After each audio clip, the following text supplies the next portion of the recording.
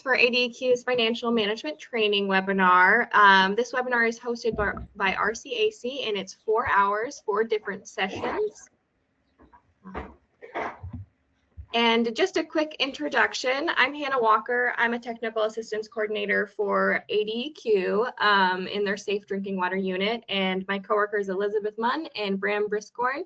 They are also involved in planning both management training like you're attending today that deals with financial or managerial aspects of operating a water system, or the more technical side with Bram as being the OPSERT program coordinator that deals more with like technical tracks, math, treatment, and such. But if you have any questions on today's training or management or operator training in general, feel free to reach out to any of us. Today we've got 2 presenters, Carl Pennock and Raul Vasquez, and I'll let them do a short intro before their presentations. But our agenda today is financial management for small water systems, asset management, rate analysis and setting, funding applications and opportunities. There will be a 10-minute break after each presentation. You're welcome to use this as a chance to hop up and use the restroom, or stay back and ask questions of that presentation. And then we'll get started on the hour after that 10-minute break. Additionally, your webcams and microphones are off for the duration of this webinar. Let me see real fast. Sorry, just gonna pull something up.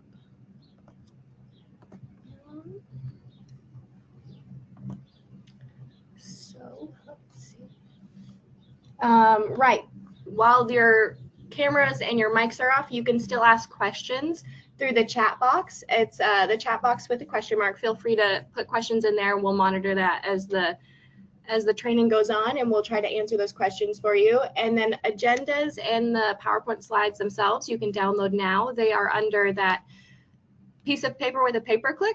So be sure to download those, keep those for your future use, but also the agendas you have to turn in for PDHs. So before you leave, make sure you download that agenda. You can sign and send it in via your portal. And if you leave without an agenda, please email us at your earliest convenience. We keep records, and we can look you up and see if you attended this webinar, and we can send you an agenda so that you can sign and get that turned in. And if you stay for the whole training today, you are eligible for 4 hours of PDHs. That's kind of all I have as an intro. Again, if you have any questions, let us know through the chat box. You're also welcome to email the presenters and or ADEQ staff if you have questions in the future. And I'll go ahead and turn it over to Carl Pennock to get started. And I'm also going to share that, so let me go ahead and reshare real fast.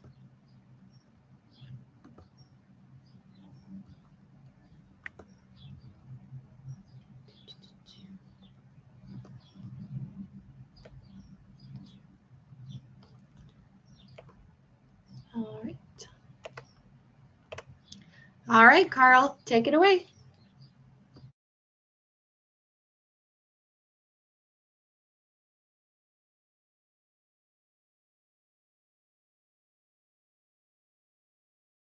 Carl, are you on?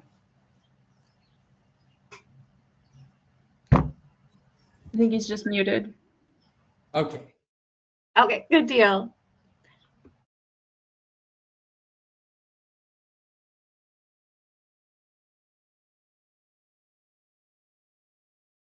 So good morning. Yeah, my name's Carl Pennock. I've been with Rural Community Assistance Corporation, known as RCAC, for about 10 years. And most of my work experience and training has involved building financial capacity for smaller water systems. Before joining RCAC, I worked with the EPA's State Revolving Loan Fund in New Mexico, where I assisted community water systems access infrastructure funding.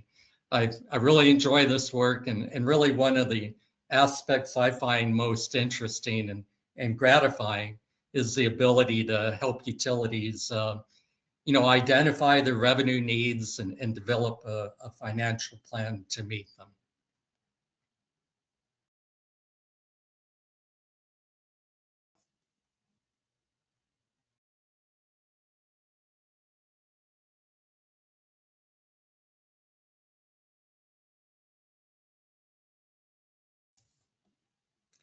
So I'd like to go ahead.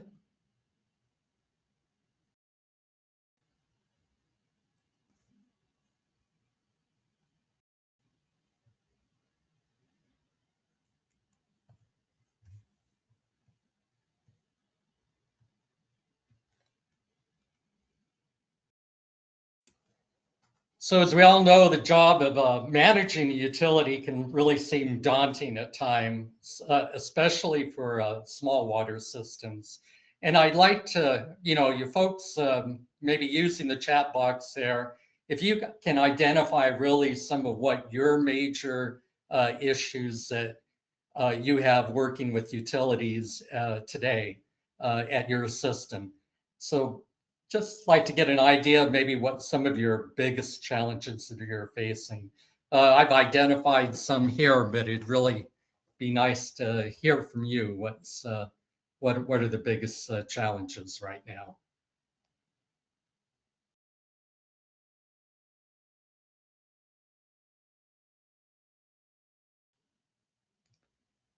And Hannah, maybe you can share what's coming across the screen there. Yeah. Feel free to go ahead and put your biggest challenge in the chat box. I don't see any right now, but I will definitely keep watching that to see if anybody does.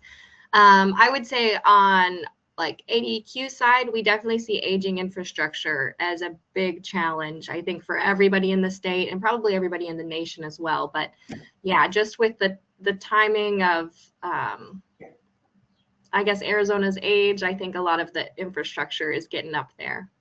But no chats yet. In the chat, I do see aging infrastructure ×3, 4. We also see water availability. So they are definitely experiencing the same things across the nation. Yeah. And I think some of the problems that are not unique to small systems, but it's finding an operator, base operating challenges, of course, water availability. With the drought that we're having, is definitely an issue.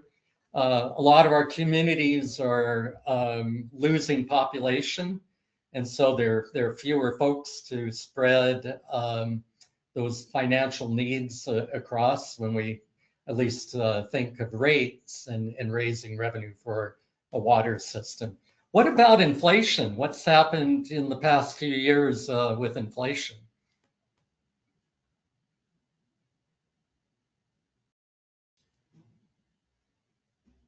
Well, it's certainly gone up. I mean, the cost of supplies have gone up. The cost of infrastructure has gone up even more in some instances than what we consider the consumer prices or the cost of living index. But you can look at the cost of living index for the last few years, and it peaked around 10% in 2023. So it's gone down. Some of this was a result of the COVID pandemic we had, but for quite a spell there, inflation was a very serious concern, and it's still a concern, but it is going down. So yeah, there are a lot of issues: maintenance, keeping an operator. Regulations, we always seem to have new regulations that are coming to the fore. How many folks are familiar with the lead service line inventory and the PFAS, the emerging regulations there? So regulations never seem to stay still, and that's a very dynamic challenge that most of us face. I think one of the big ones, of course, is access to funding. Hannah had mentioned the aging infrastructure needs, and utilities themselves are very capital intensive industries. So we're always having to rehabilitate or replace our infrastructure. And since utilities are so capital intensive, it really becomes hard to do all of that work in cash. So as public utilities, we rely very much on grants and low interest loans. But a lot of times systems need to be able to demonstrate their financial capacity before they can access funding. So that's part of what today's presentation is about, and also our introduction to rate setting as we go along this morning. So I'm very glad to have everyone on board today. And why don't we go to the next slide there, Hannah?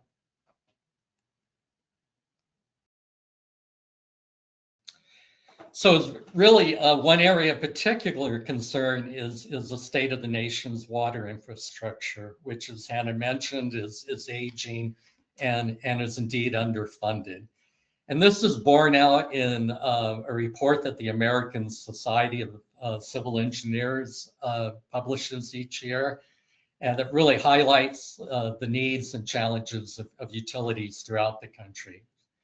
And so challenges identified in this year's report, of course, is aging infrastructure, the removal of lead service lines, and addressing emerging contaminants such as PFAS.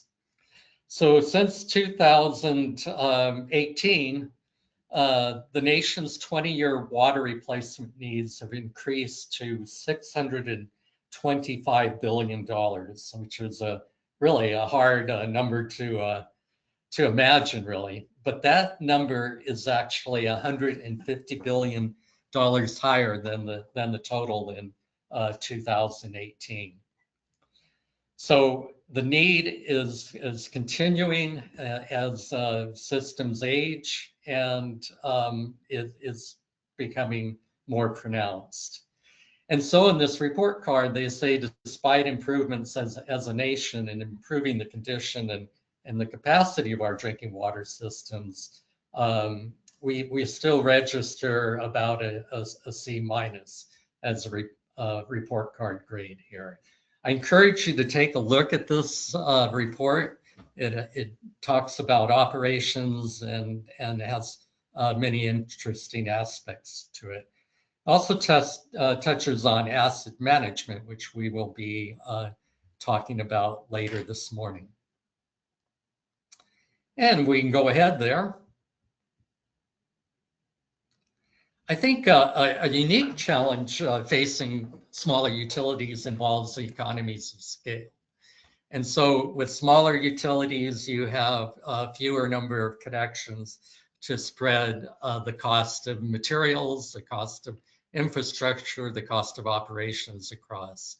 And I like to use this example of economies of scale. If we just take two centrifugal pumps, for example, that we might have at our water system. One's a primary pump, one might be a backup. And of course, pumps aren't cheap anymore. You could say, take a couple of pumps at 10,000 each, 20,000 total, and you distribute that cost or that need across the number of connections at a utility. So if you have 10,000 connections, that charge would be about 15 cents a month, maybe 16, 17 cents a month. And it's strictly really a matter of numbers. If you have fewer connections, you can see there where that cost goes up to about $1.67 a month. And then if you have only 100 connections, that cost goes up to about $16.70 a month. And so we need to look at really the sustainability of our smaller systems and what we can achieve with a smaller number of connections and how to keep the utility maintained. And of course, as I mentioned, all water utilities are really capital and intensive. And because they involve treatment, storage, and distribution, the cost of maintaining a public water system with a very small customer base becomes extremely challenging. And it would probably be impossible without some form of public financing, including grants. So if we could move on there. So really, whether one operates a large or a small utility, effective financial management is crucial.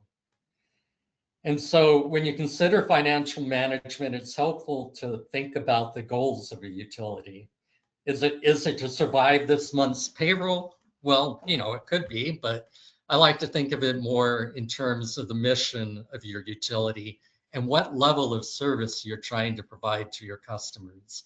And as we will explore later today in a presentation on asset management, it really involves a deep knowledge of your assets and operations, as well as the customer and stakeholder expectations and the ability to fulfill those needs. So in a sense, in a definition, financial management is the planning, organization, directing, and controlling of a business's monetary resources to achieve its goals. And if we could move to the next slide. It would be good then to identify some of the characteristics of effective financial management. And really some of these characteristics include sound budgets, sound investment decisions, and sound internal controls. And I think the last bullet point is something frequently in my experience, and unfortunately is something that's overlooked a lot of times. In working with small utilities, I've witnessed instances of negligence and fraud, basically my time in my career, basically, that have resulted really in painful losses of hard-earned financial revenues and resources. And I have a couple of cases I could, mention, but it's really heartbreaking. And in a lot of instances, if there were sound internal controls in place, a lot of these things wouldn't happen. So we'll touch on that in this presentation, and I really encourage you to think about that bullet point. If we can move ahead. So I think some of the real benefits of financial management then include the long-term sustainability of the system, accountability to your customers, and credibility and peace of mind. So before we jump into specifics tools, starting with the budget, it's good to recap these key benefits. And I think the last one's really important because, of course, running a water system is challenging enough without continually worrying about whether you have resources in place to ensure its success. So a lot of times I know raising rates is a challenge for water systems, but if you can raise the revenue and provide for effective financial management and show your customers the needs, the revenue needs that you have, I find that most customers will tend to understand and in many cases endorse a rate increase if they can see the reason behind it. And so really this idea of effective financial management serves that purpose and allows you to have a rate structure to provide that peace of mind for the stable operation of the utility. Do we have any ideas or thoughts in the chat, particularly around maybe some of the challenges and sometimes some of the I guess, anxiety around running a water system. That idea of about peace of mind and having a financial plan and good rate structure. What are we seeing in the chat there, Hannah? Any thoughts on that? So we did get quite a few answers from your original question. A lot of aging infrastructure, aging wells, cost of supplies, finding and keeping good employees, operators securing financing, inflation. We did have someone say agree, inflation, aging infrastructure, knowledgeable and competent operators. We had a comment, the complying with the WIFA loan and grant contract language is Byzantine and of bewildering complexity. Yeah. Which I think we could all agree with. It doesn't seem to get easier, does it? And then someone else said not a lot of water system engineering firms out there. But that's all we've got in the chat. So I think a lot of it was from your original question, but also probably impacting peace of mind. What was that last one? But also these things will probably impact peace of mind as well. Yeah, I should. Yeah, especially for a lot of you folks, you know, with volunteer boards, you're doing this at providing a very vital service at no charge, basically. And so we need to, you know, think about that and our ability to manage our systems and, you know, even provide not only for managers, but maybe for paid utility management. And so I always like to think of this in terms of running a business. And so let's continue. I wanted to share some really what I think are valuable tools with you. And I think the first place then, if we move to the next slide, would be looking at that budget. So it's really the budget is probably the basis of all financial planning.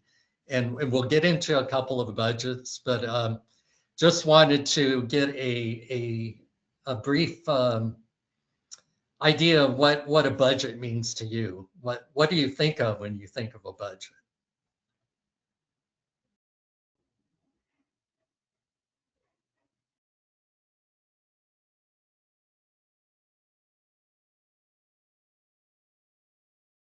I think it's for me it's pretty difficult at times. You know, you're always revising a budget. You're tinkering with it. You're trying to get it to balance. But one comment is that it's a plan for the future. It is. That's a beautiful definition, actually. And so that plan could be 1 year, an annual budget. It could be a master plan. It could be a 5-year operating budget. And so if we go to the next slide, we can maybe just focus in on this budget and what it's intended to be.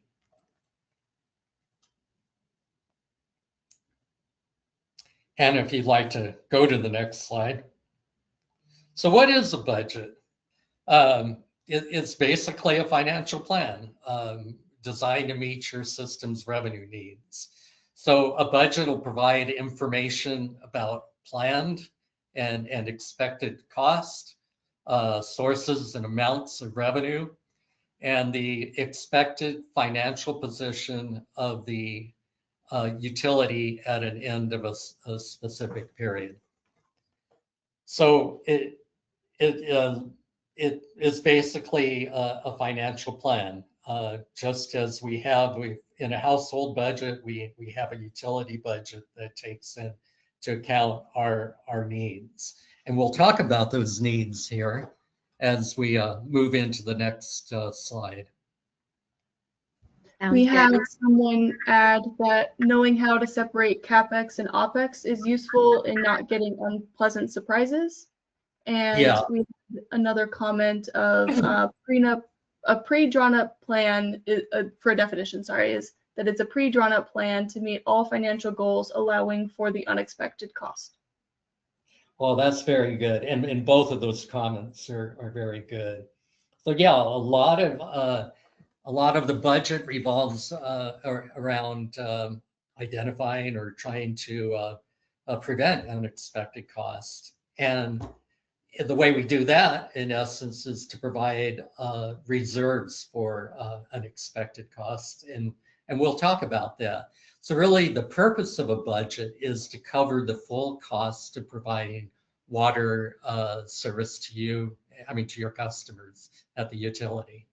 And so, although there are many types of budgets that, from an operating perspective, the idea is to provide for the full cost of water.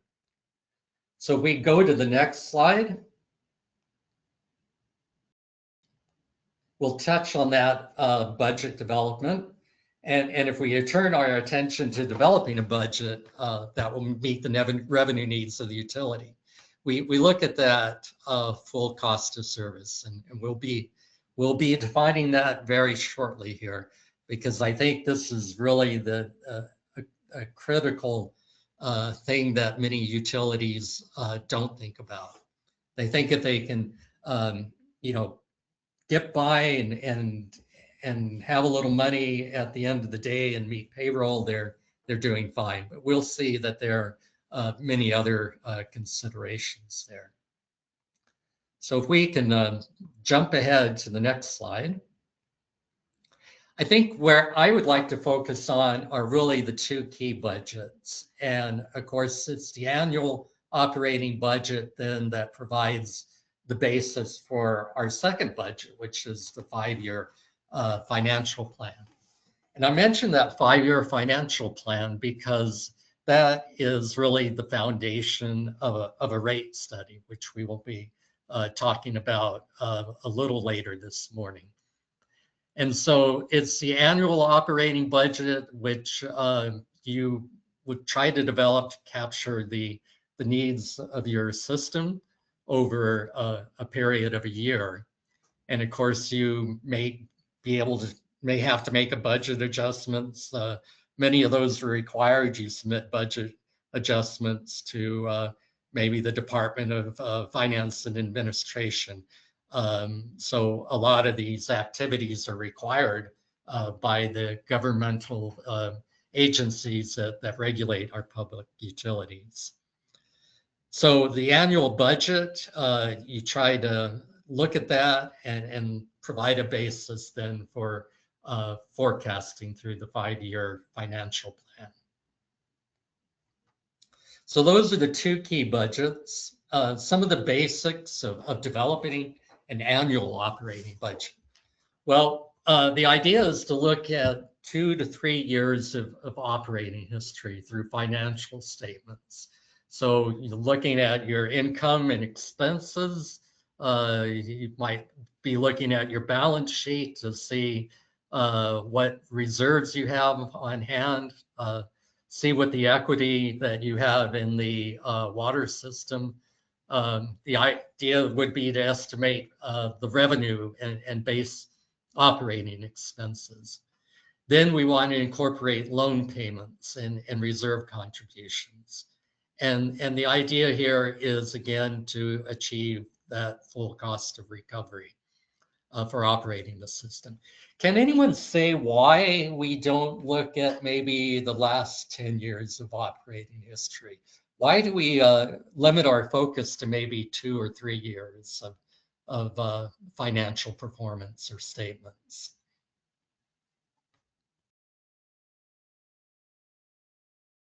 What comes to mind there? Hannah, what are your thoughts?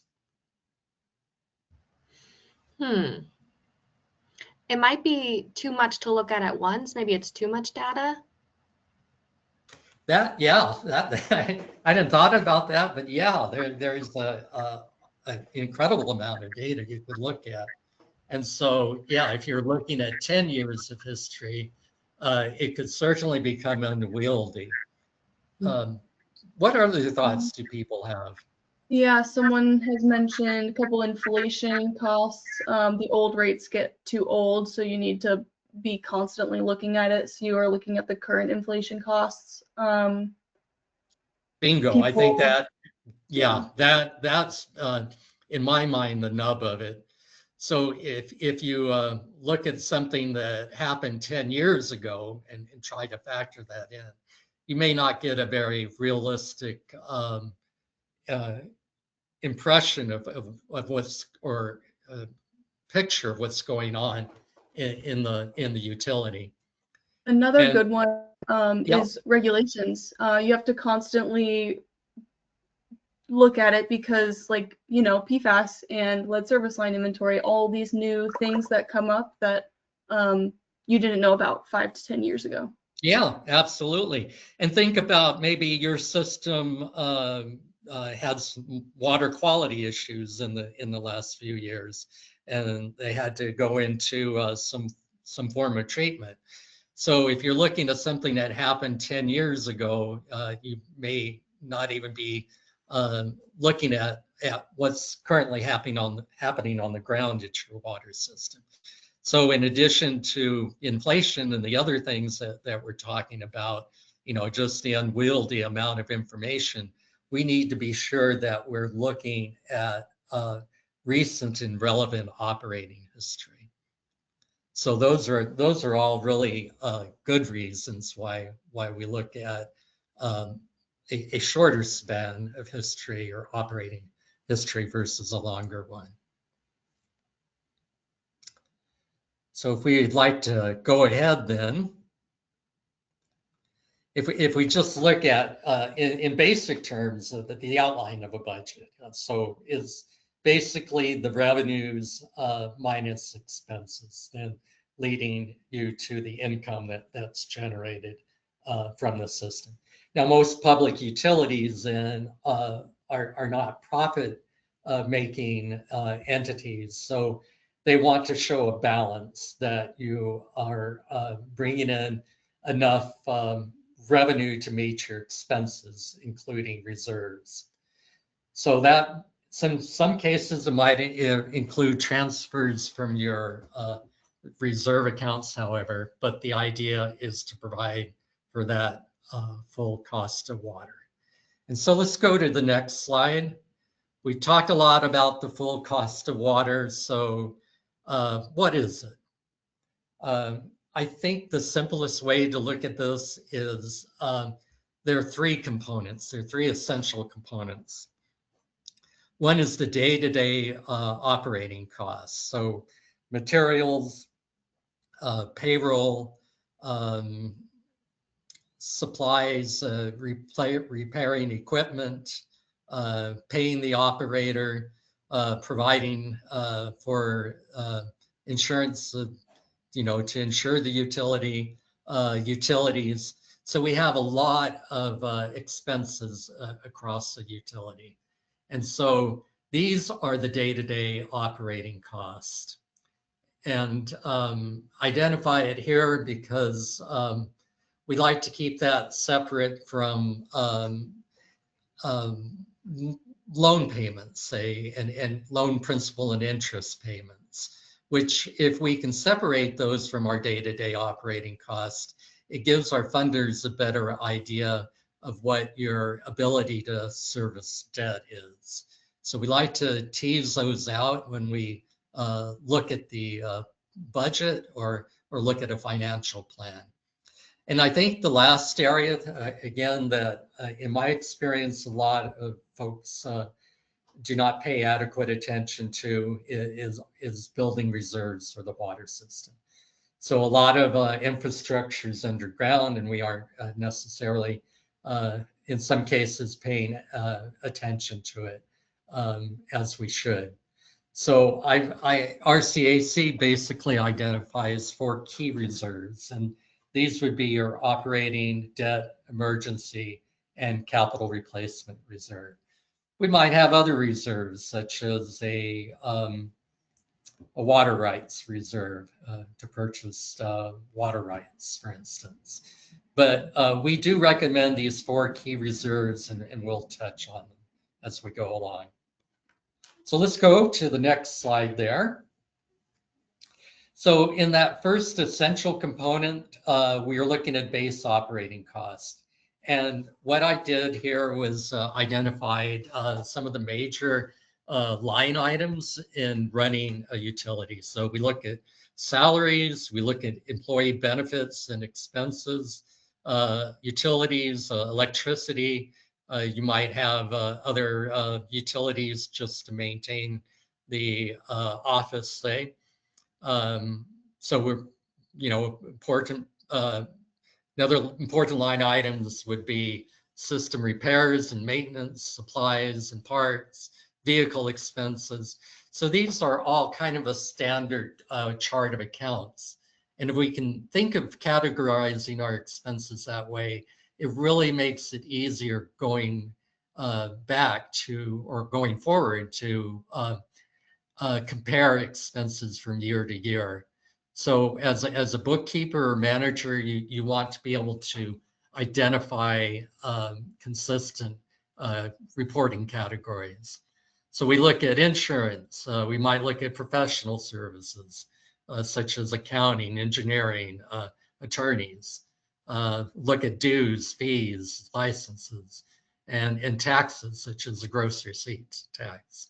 So this is a standard chart of accounts that we often build for water systems as we work with them.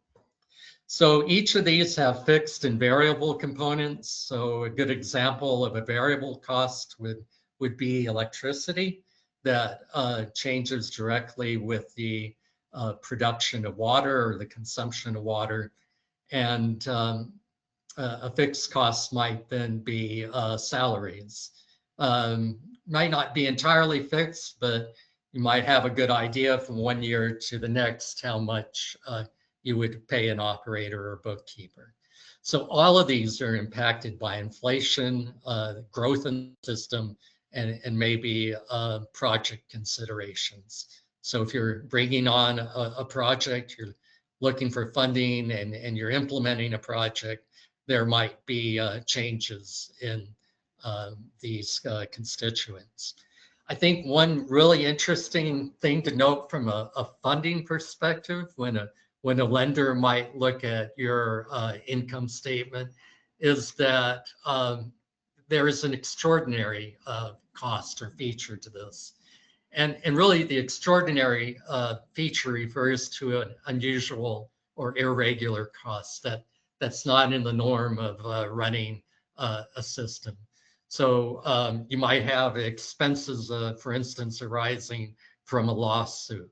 And so when funders look at these extraordinary costs, they often remove them for purposes of evaluating your debt capacity. And so that's good to know, but it's also, I think, good to be aware of these costs and the impact they have on your system. So let's go to the next slide here, and we will look at the next important component, really. And that is debt service. So as I mentioned, utilities are very capital intensive industries. So you're very unlikely as a small utility to be able to fund the replacement of your capital needs or infrastructure, paying for it all with cash. And sometimes this is a useful illustration as I work with systems, they say, well, we don't want to take on any loans, or we want to pay for everything with cash. And it's an admirable philosophy, I think, and we should try to be self-reliant as much as possible. But given the cost of infrastructure for a small system, usually some form of lending is in order. And so that lending is really what we call debt service. And again, like to separate this into categories so it can be easily analyzed. And by debt service, what we mean is principal payments on debt and interest payments. And typically these are fixed payments over a 20 to 40 year period. and they're amortized. So just like a house, we have a schedule. We tend to pay the interest off first, and then the principal off later. So if we move to the next slide, then we want to look at the reserves. And so we want to look at the types of reserves and their purposes. And like I said, at RCAC, we recommend 4 types of reserve. So operating, emergency, debt, and capital reserve, or capital improvement reserve. And there's some very important investment considerations around this.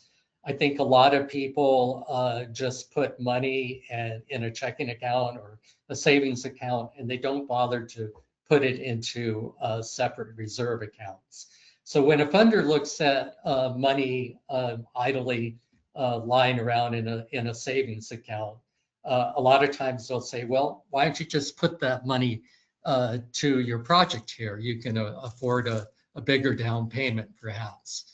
But if you can show your funder that you're using that money for important reserves to maintain your capital stock or to provide for emergencies and operating needs, they're far less likely to touch that and ask for you to make contributions to a project. So that's important. And the other important thing is really the investment aspect of it. So if you know that you can build a capital reserve over maybe 5 to 10 year period, you won't need that money right away. And so you can invest it wisely in say, certificates of deposit that, are still earning about 4% interest. And that may seem trivial to, some folks, but it's really what I find an important source of revenue for a system. Let's go to the next slide. So of course we have these 3 key components, but then you also need to look at the revenue you're bringing in. And really most of that revenue is derived from water sales. Often it's 90 to 95% of total system revenue. So that is why rates are so important, and the ability to have an adequate rate structure. And of course, the operating revenue will provide for the true cost of water as we express through those 3 crucial components. And it'll be influenced then by system growth and per capita usage. How many systems out there are currently gaining connections?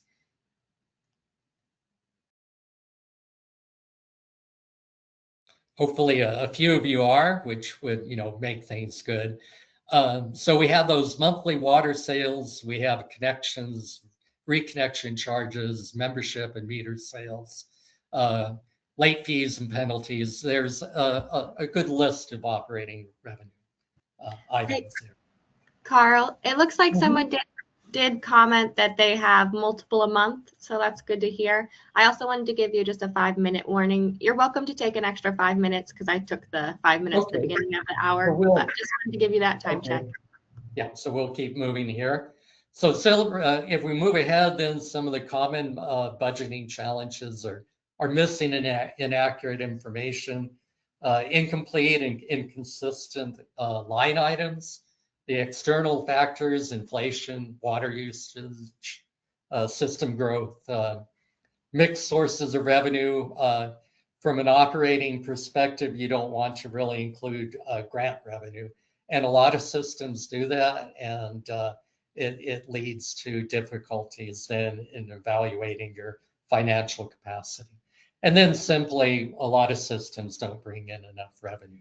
Now, I want to show you here in the next slide a really good example of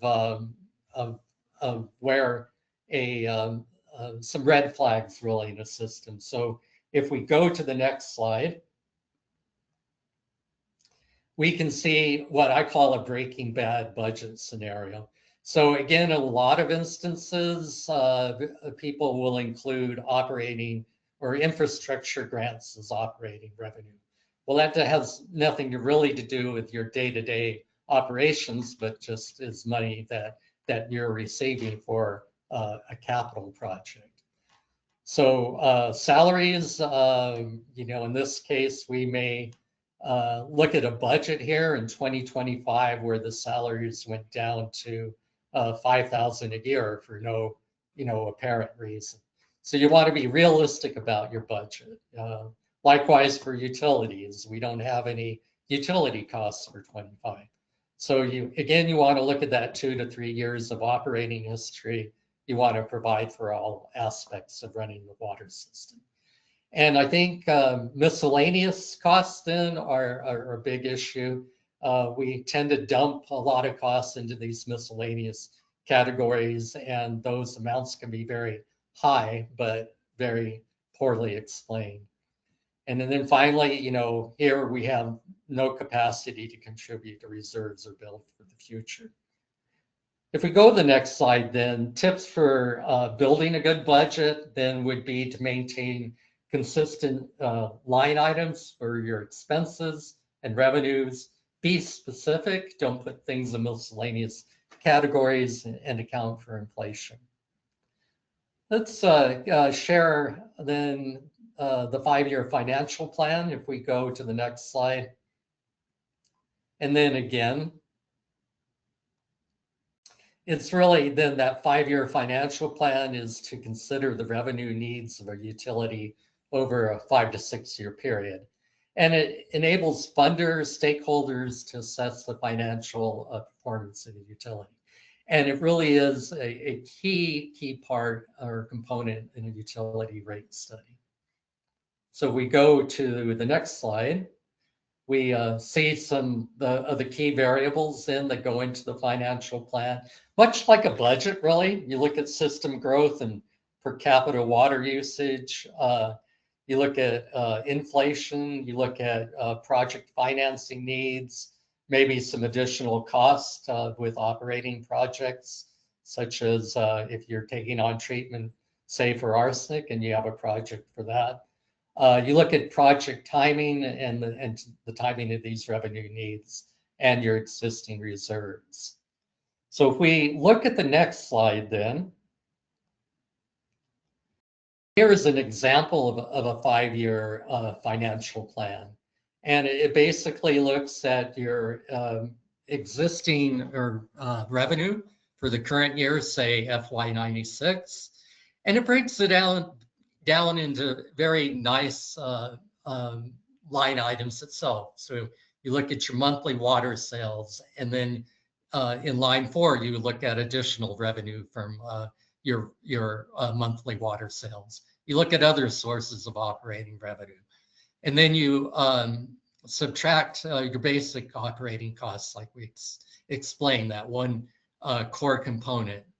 And then often you can add in other sources of earned revenue, so long as they're reliable and consistent. So examples of that might be interest that you earn on your investments. And then from that, we come up with what's called net system revenue. And from that, we subtract our loan payments to enable us to determine the debt capacity of the system. And then we might include transfers or available cash balances. And that leads us to the net position of the utility before reserves. And from that, then we simply identify our reserves and we build a financial plan then that provides for those core elements. So we see at the end of the day, really over a 5 or 6 year period, such as in FY31, that you generate enough revenue through that ending net position to pay for basically all of your utility needs. And this is the power of that 5-year financial plan. You use your budget, you use existing information, and you develop a plan based on what your anticipated needs are. Any questions on this? We'll get more into it, but I wanted to introduce it here.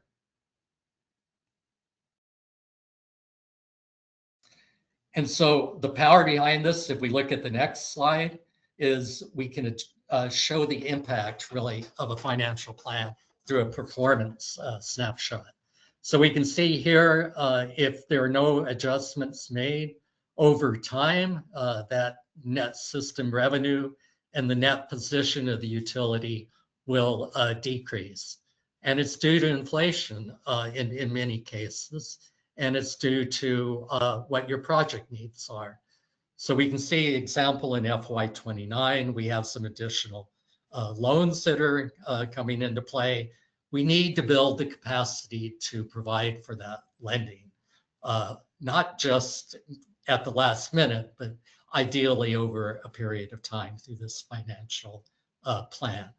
And so we can see where that's done in the second scenario, actually through very modest adjustments to annual rates in the order of 3 to 6%. So this is the power to be able to see what your financial needs are and forecast rate and revenue adjustments over a period of time. I think let's last check, just do a little brief overview of internal controls. And basically, if we go to the next slide, the idea behind this is to control the operating environment. You want to assess risk, and you want to inform and communicate risk, and you want to monitor and review the operations of the utility. So if we go to the next slide, we can see some examples of internal controls. Basically, it's the separation of duties, of record keeping, of reporting, of deposits, say have multiple signatures for checks. A lot of these should be identified in your operating plan or your bylaws and the like. So we want very specific duties. A treasurer shouldn't be also serving as a board president. We want accountabilities for those duties. And I think one of the most important things is to provide a monthly account reconciliation. So just go over your books every month. And a lot of this is required by different reporting agencies, but it's good really for all folks on a board to be aware of these activities. So a few tips, if we go to the next slide, would be to review all financial reports at board meetings. I hope folks are doing that. Conduct an annual inventory of equipment. Sometimes equipment does walk out. I don't know if you've had that problem, but equipment can be very expensive. So that annual inventory is a great idea. Keep receipts for all expenditures and discourage cash payments. And so if we go to the next slide, some of the real key benefits are promoting that integrity of financial reporting, protects utilities from errors and frauds. Could lower your insurance, I'll tell you that. You don't want to be on the other side where you've had an instance of fraud and then trying to renew your insurance policy. And so really, those are important considerations, and then improving that regulatory compliance. So in summary, if we go to the next slide and really follow at the key points, what we're talking about today is the value of those budgets and 5-year financial plans to promote sound financial management, and have budgets in that cover the true cost of water, being those day-to-day operating costs, debt service, and the need for reserves, which we'll talk about a bit further. And then develop budgets then that are specific, consistent, and complete. And finally, adopt internal controls to ensure the integrity of the water system. So I want to thank you and just leave it open quickly for a few questions if anyone has any. Thank you, Carl. Yeah, does anybody have any remaining questions that haven't been answered in the chat? Elizabeth, I don't know if you noticed any. No, I don't think there's any outstanding questions at this time. If there are any, you can repost them or just post your questions and we can look at them later too. Thank you so much. Thank you, Elizabeth. And I think what we'll notice then is, we get more into this is the value of it, both from a rate setting perspective and just practically building these and using these tools. So I want to thank you here for your time and attention today on this first introduction to financial management. And I think I'll turn it back to you, Hannah. Absolutely. Thank you, Carl. We'll go ahead and give Raul a few minutes to get his. I'll let you do the same as Carl. That's fine. Thank you. Okay. Yep. Just one moment. Let me get that up. Yeah, I think that would work better. Thank you. And we'll let everyone go take a break and return at just 10:06. That way we give everyone a stretch break. Thank you, Hannah.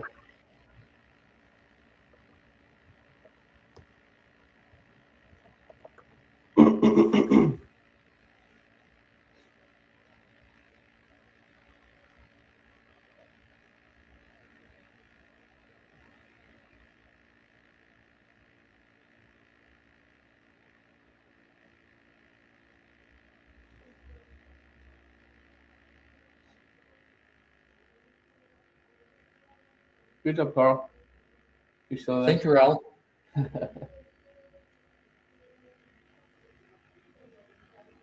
And I guess, Hannah, that's going to work out better if you take care of the slides. Sorry about that.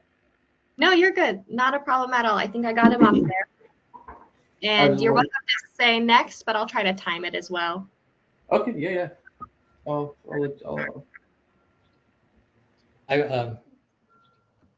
Are we live or just sharing? We are live and it is recording. That's good. Well, yeah, I thank you for that. I'm looking forward to the presentation on asset management. Absolutely. We'll give folks a few more minutes and then we'll get started. Thank you. All right.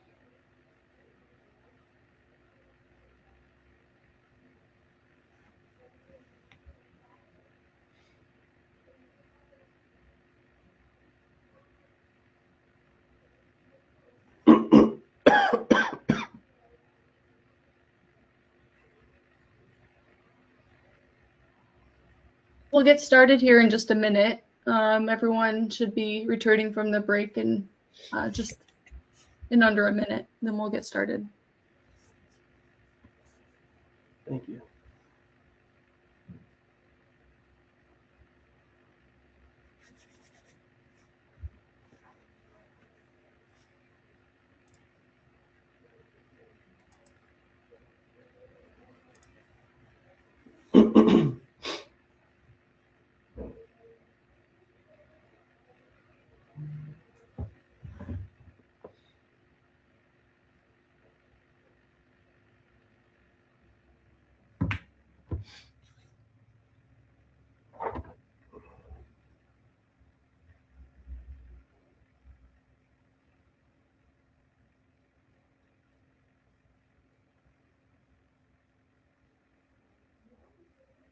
All right, Raul, go ahead and take it away.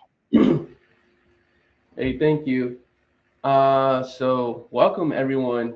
Hope you guys had a stretch out and get your coffee. This will be introduction to asset management, and give it up for Carl taking over the financial management for small water systems. So a little bit about me. My introduction is my name is Raul Vasquez. I've been working with Rural Community Assistance Corporation for the past 6 years. A lot of the work that I do or that we do is to support rural communities by providing technical assistance and guidance and access to resources that help strengthen local infrastructure in rural communities. A large portion of the work that I do involves assisting communities in identifying and pursuing funding opportunities, whether that's securing funding, developing projects, or building partnerships. That's basically what we do here at RCAC. I'm really passionate about helping and uncover opportunities for growth and creating sustainable solutions for rural communities. And let's go ahead and move on to the next slide here. A little bit about you, if you could put in there in the chat box or the question box here, where are you joining us from? Me myself, I'm down in the southern west of Arizona, west of Arizona in Yuma County area. I do cover the colonias, which is from Riverside County, California, all the way to Cochise County in Arizona.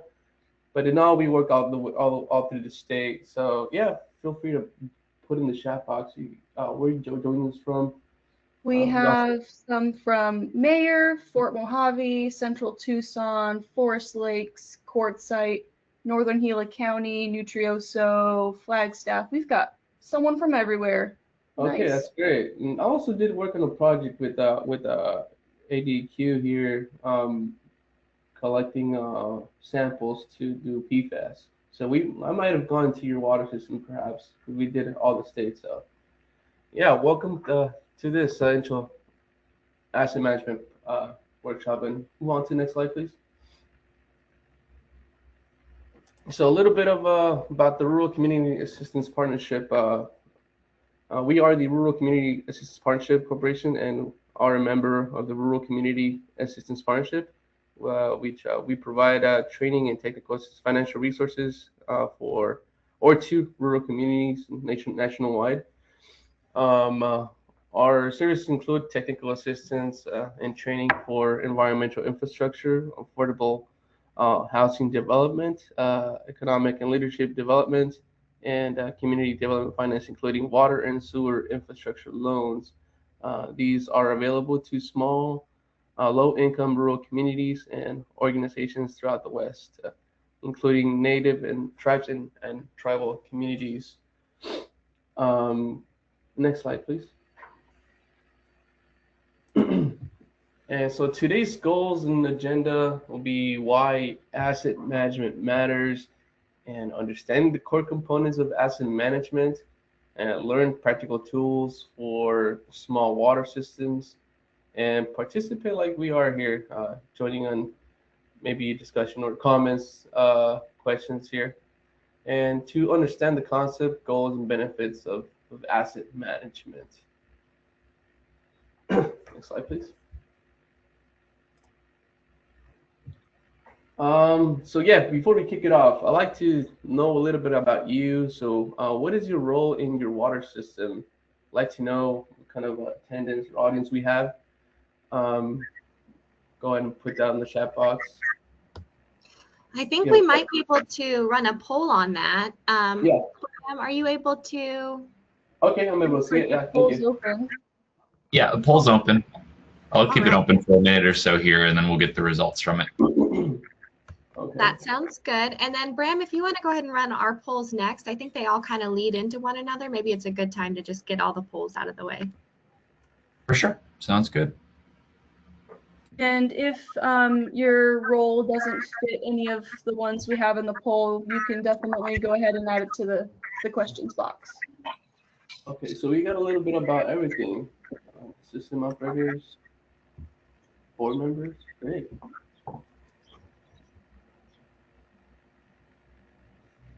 I'll give it another 10 seconds here and then close it out here. It looks like 65% of the audience has voted so far. Okay, I'll close the poll there. That's our results. And I do have one more poll from ADEQ and a similar topic here that I'm going to run. Oh, it looks like that's the one I ran. Here you go. What's your system type?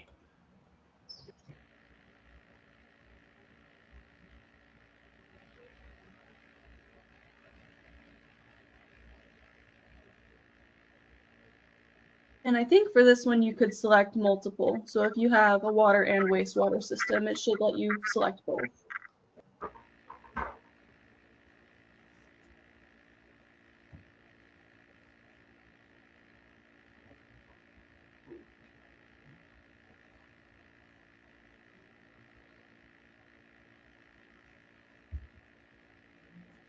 And I'll give this just another 10 seconds here.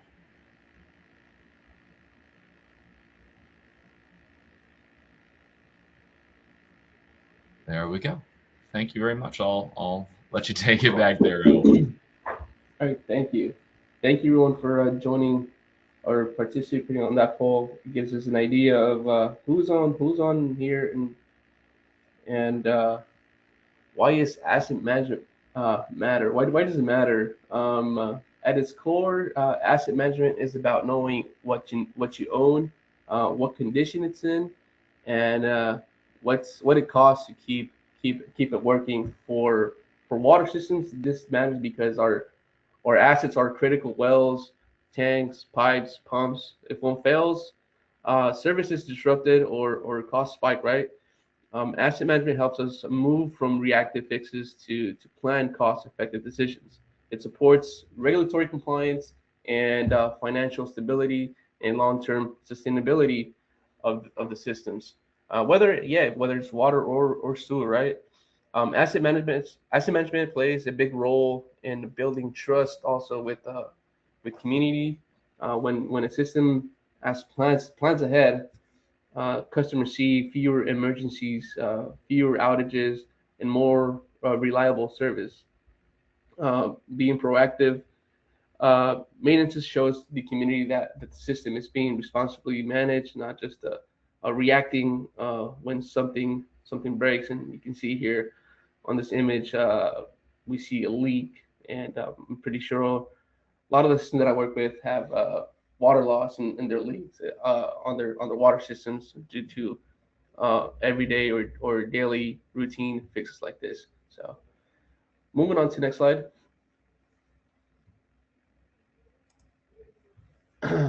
what asset management is not. So asset management is not one time document or a box that you can check out just to qualify for funding. It's an ongoing process that involves as the system changes. It's not maps, inventories, or something that large systems do, or the small systems can use simple tools and still get real value. And it's not just about being perfect. It's about making informed, practical decisions and improving over time. I think it's a live document that has to be kept updated as you go, as time progresses. Next slide here. So small water systems often operate with limited staff and resources, which means that the same people are responsibly for operations, maintenance, administration, and compliance. Many systems are also dealing with aging infrastructure and incomplete records, or making it difficult to know what asset exists and their conditions, or when they really need a replacement. Because of this, maintenance tends to be reactive rather than proactive, with repairs happening only after a failure occurs.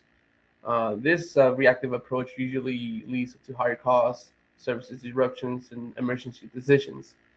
I think, this image shows a huge failure, right? But maybe it doesn't happen in small communities. But I mean, in bigger cities, I think they're able to afford it or not. But in rural communities, I think it's marginal impact in their pockets. And also, speaking on the responsibilities, I think a lot of the systems wear different hats. So what is an asset management plan here?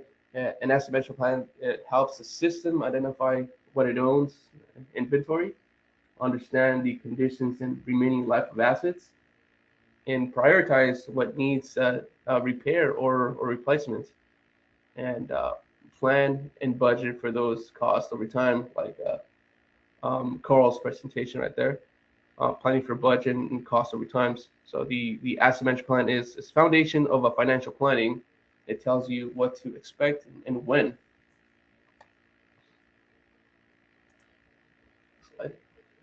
Here is the real value of asset management plan. It keeps the operations reliable.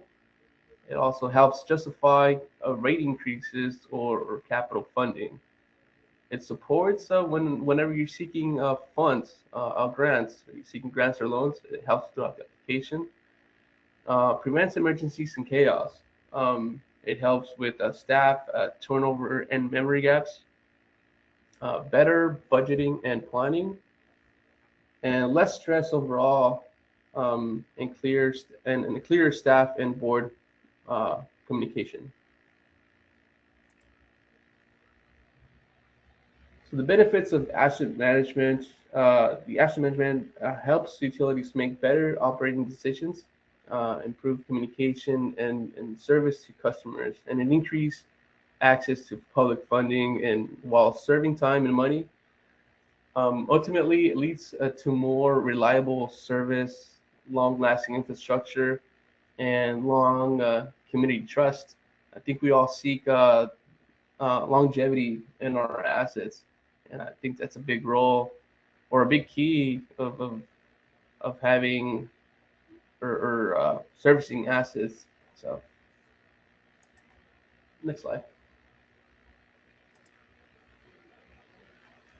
Here are the five components of core components of asset management. Recognizing the assets, asset management has the potential to save time, money, and provide better services. So let's take a look here at the key components. The current asset state of the assets. We have an asset inventory, spreadsheets, system tools, system mapping, and level of service too.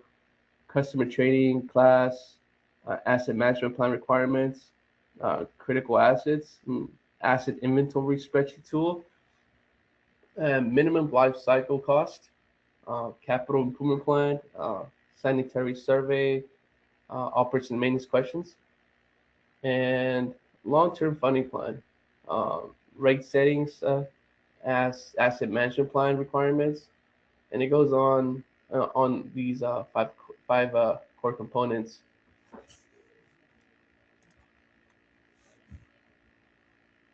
Next slide. So this is the 2019 AWWA survey, which the American Water Works Association conducts. The top 10 issues facing water industry, including water and sewer utilities. It is an interesting note here, the ADEQ renewal replacement of aging infrastructure and funding for capital improvements have been the top two issues every year since 2015. In addition, public understanding of the value of water systems and service has been either the third or the fourth of the survey here. While this is the 2019, the following slide here, it'll show the 2025 AWW survey, and you can still see the top ones: water, a source of protection. Here, financing for capital improvements. It's all the same as the 2019 issues with aging infrastructure.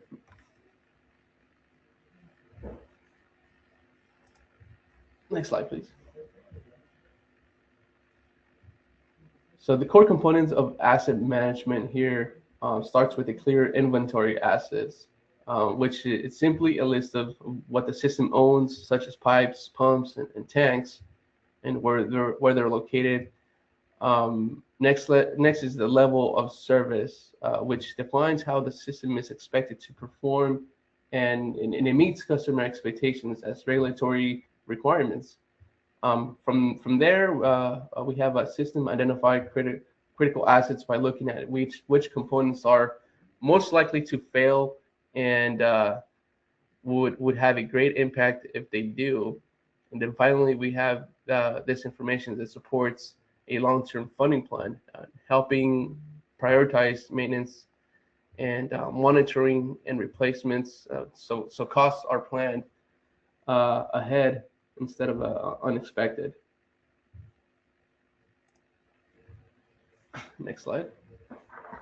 So defining your level of service, knowing the current state of your assets, the next step is of the asset management plan is to identify the level of service. This is the level.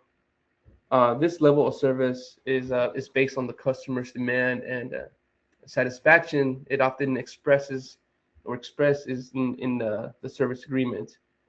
The level of service must also recognize regulatory requirements, such as compliance with the Safe Drinking Water Act, as well as system performance and capability.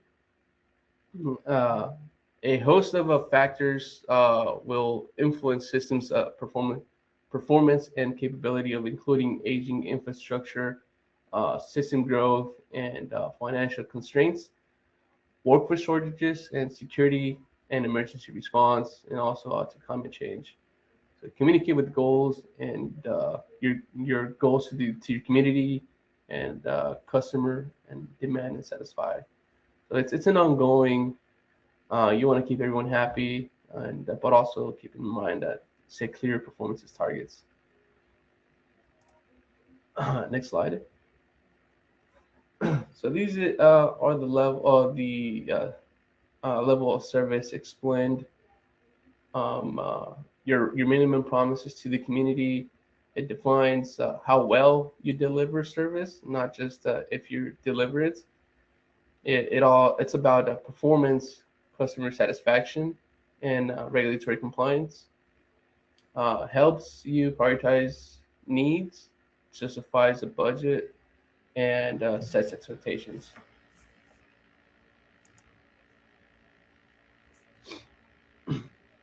Next slide. So knowing what you have, starts with creating a complete asset list, as I was mentioning, uh, pipes, pumps, tanks, meters.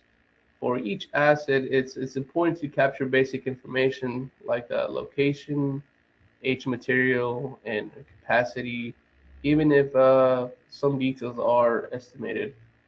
Um, Maps, photos, or GIS can be helpful tools, but they are not required to get started. I think just starting off with the list, it's a key to start. It's small. Often it's simple, just a fresh spreadsheet. It's really informative. If I could ask here in the chat box, go ahead and maybe, what do you currently use for keeping your a list of your assets? Or if you map your assets, maybe you guys are fancy now and use GIS. So go ahead and put in the chat box any of you guys what you use for asset management or for tracking your assets if you map them.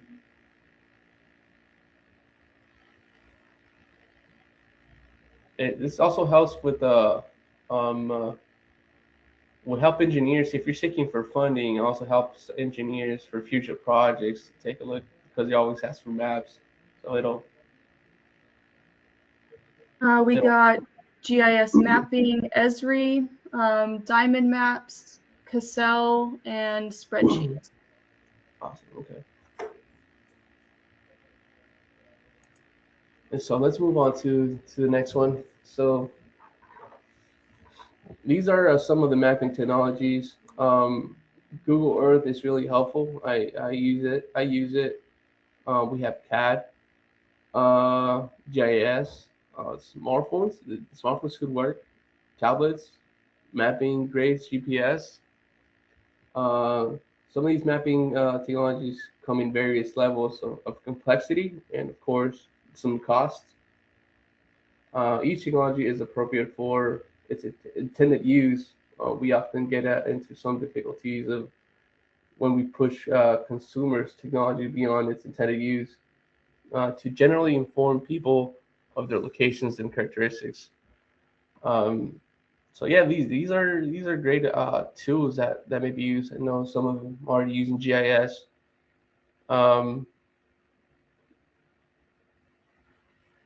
Let's go ahead and move on to the next slide, please. And simple tools you can use, like I mentioned, asset inventory spreadsheet templates, which are free or low cost mapping tools, maintenance tracking logs, checklists for inspections, and operations and maintenance plan. Moving on to the next slide here.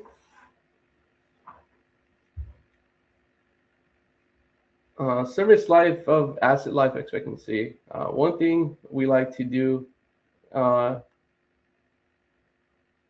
during during these training is to look at the asset expectancy. A lot of the times, since there are many records or originally information from a manufacturer, a lot of times you have to make an estimate of what the expected life is or a useful life is. The EPA put this table together, which is a very useful way to look at it, which this says what we could expect of a life of an asset to be under normal operating conditions. It identifies the ranges depending on the assets.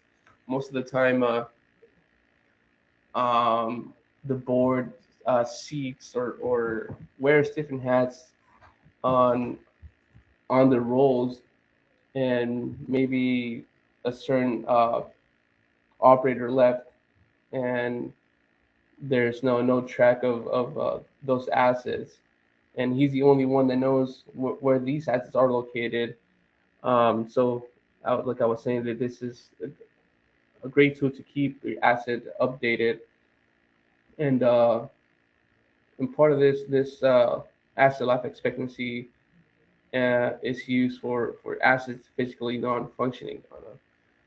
End of service level life, when an asset can no longer do what we or customers stakeholders require to do.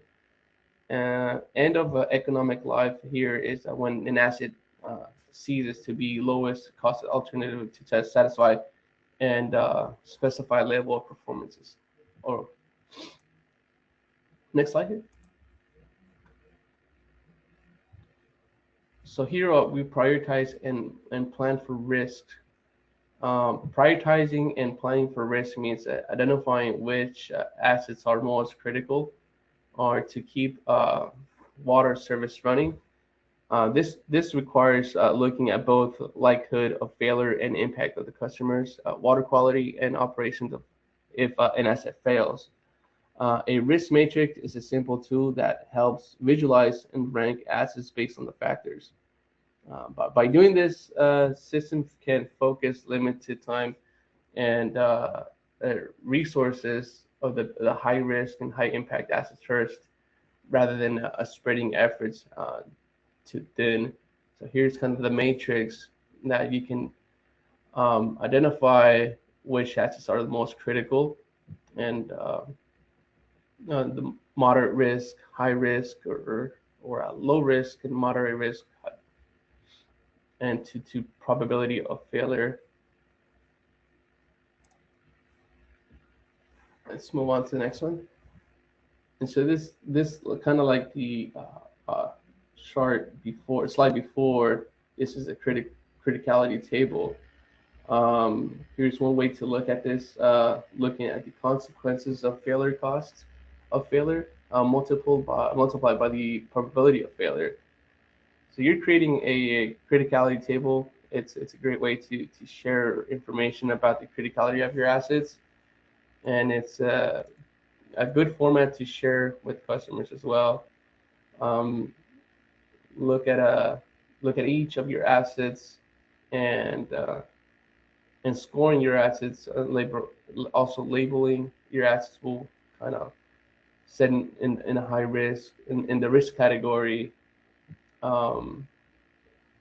Action is needed if it's high.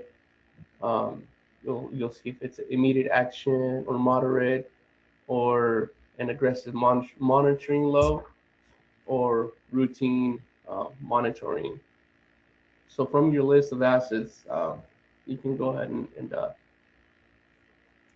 and use that risk matrix with also this criticality table. Yeah, you can move on to the next slide. So the current state of an assets here, so what kind of assets do you have? How old are your water mains and distribution lines? How many miles of these do you own, and what material are they made of? Where are they located also? This may be a straightforward question, but many of the systems don't have an answer to these. And it's often, it takes a number of techniques to find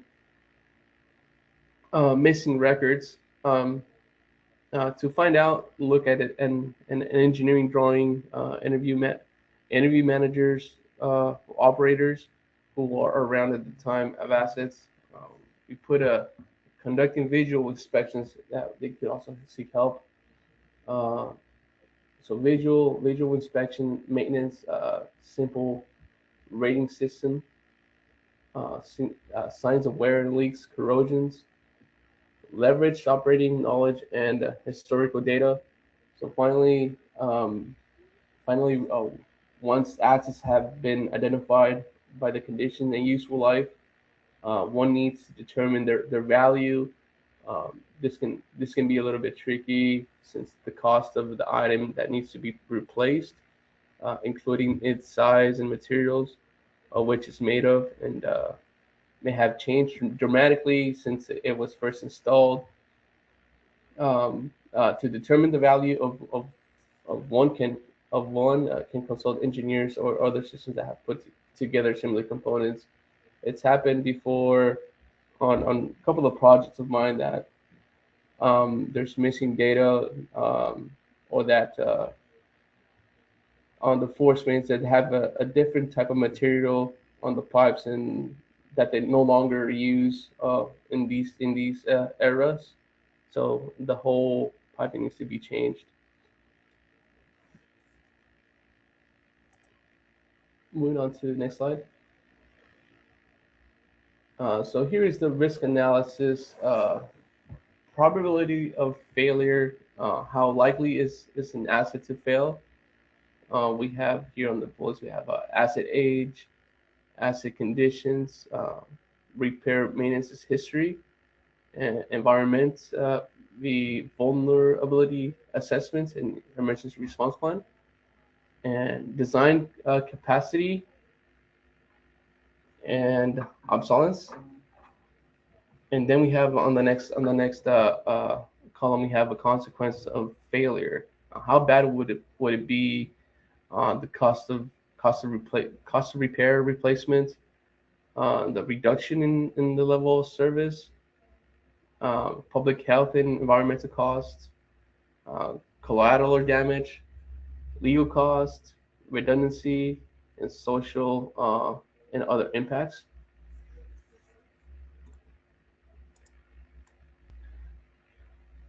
Moving on to the next one. So some of these common failure risks in utility systems, physical failures, we have broken or leaking pipelines, pump or equipment failures, structural damage to tanks, reservoirs, or basins. Then we have the operational failures, which is the power outages, SCADA alarm malfunctions, failed backup systems. Next, we have the compliance and health risk, water quality treatments or disinfection failures, permit violations or reporting gaps, untreated or unsafe discharges. And then we have environmental failures, which is storm events causing floodings or inflow infrastructures. I doubt we have floodings, or we may have high ground water intrusions, extreme weather impacts. I think what we most suffer here in Arizona, it's extreme weather impacts, maybe because of the heat, drought. What do you guys think? You guys have more in your systems. If you can put there in the chat box, what's the most common failure risk here in Arizona that you can think of, or that your system suffers too?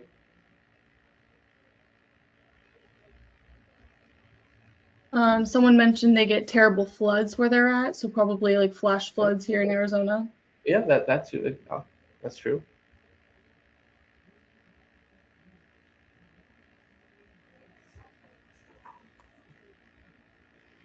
Wildfire as well. Okay, up in the Yavapai area.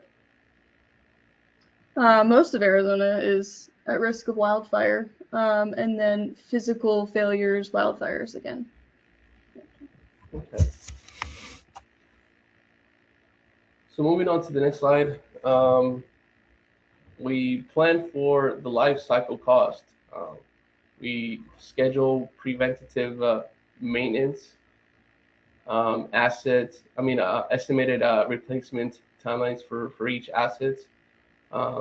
Operate and maintain, determine cost and benefits for each options, operation and maintenance, repair, rehabilitate, replace.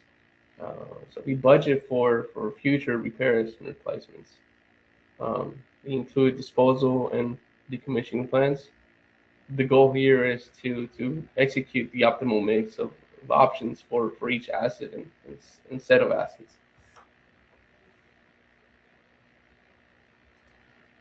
Moving on to the next slide.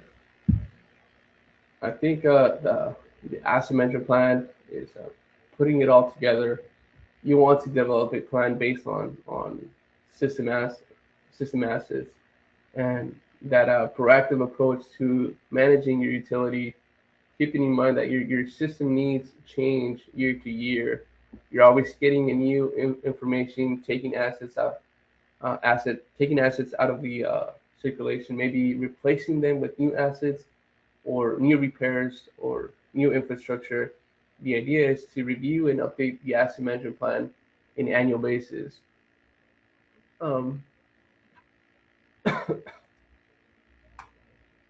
Next slide. The small system reality. So what's doable? You can do everything at once. That is perfectly fine. Prioritizing critical assets is better than aiming for perfection. Starting with something, it's great. Your asset management plan should match your resources, staff, and needs. Use a risk and focus is limited time and money and on what matters the most. It's just keeping it simple to start with what you know and what you build over time.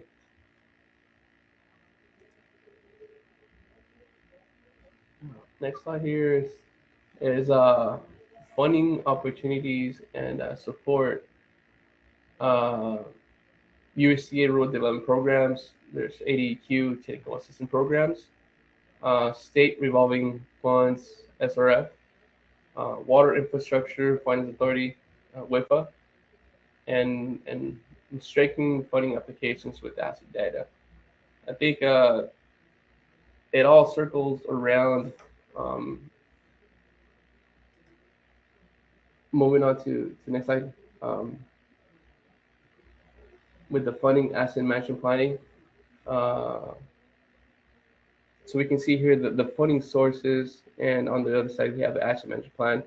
So ADEQ has on the all-work meeting, the water quality improvement grant, the WIN, drinking water revolving loan fund, additional consideration points based on the level of development. We also have the colonias served by federal programs, notably USCA and community development block grant, CDBG, additional consideration points provided to applicants based on of dependent. And we'll see a little bit deeper later on funding.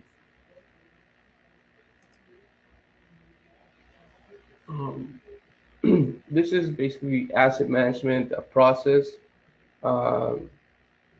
What is the current asset of what is the current state of my asset?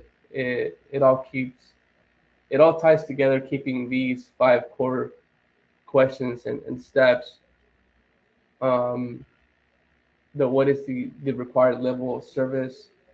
Which assets are critical to sustain performances, and what are my best operation maintenance and capital improvement plans, investments and strategies, and what is the best long-term funding strategy.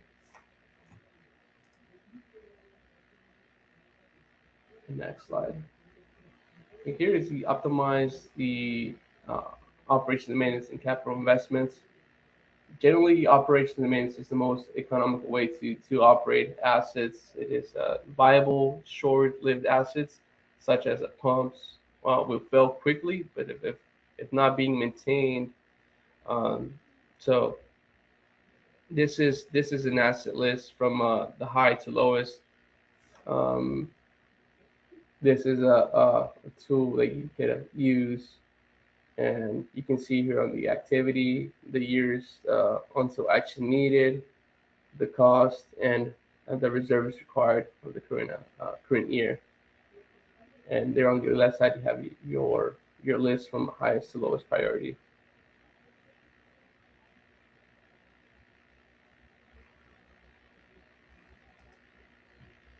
Moving on to the next one.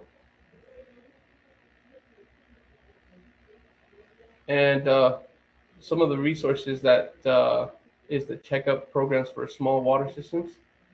The EPA has a CUPS program, or CUPS is a free, easy to use tool, asset management tool for small drinking water and wastewater utilities. Yeah, I like the cups because it's free and it's really easy to use. You can list all your asset inventories and mapping as well, but by coordinates. Here is the link for it, and I think it's really practical and easy to use. And with that, we have our closing here. Um, any final thoughts, questions you could see? Someone mentioned, and it's worth just reading their comment out. One aspect of asset management that I don't know if they struggle with it or if it's something they just prioritize, is competency and training of employees so they don't cause damage through ignorance. And I think that's important, and that's why we host these types of trainings as well. Yes, that is a great comment. Thank you. I think it all everyone wears their hat. I mean, I think it all around everyone plays um, a key role into from the board members to the operators. Everybody plays a really important role in a water system, whether it's big or small. Um, because it's important. It all ties together from funding to operations to maintenance because and I think communication plays a huge role in moving forward um, into the expectations that water system may have or their plans for the future. Um, I think everyone plays a huge role, and sometimes they all play at once with the small communities and small water systems. All right, thank you, Raul. Do we have any more questions in the chat, Elizabeth? I wasn't seeing any particular, a lot of good comments though. Lots of good comments. Unless someone adds a question right now, I don't have any in there. Okay, well, we'll go ahead and take a 10-minute break, and/or if you guys have questions, the presenters and I will still be here. So feel free to keep putting in those questions, and we'll start the next session at 11 o'clock sharp.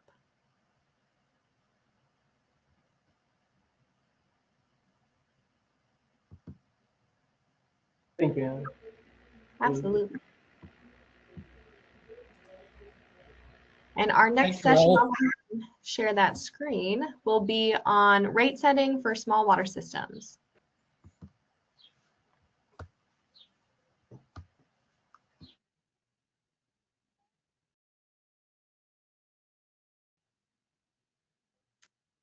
Jake had a really great question.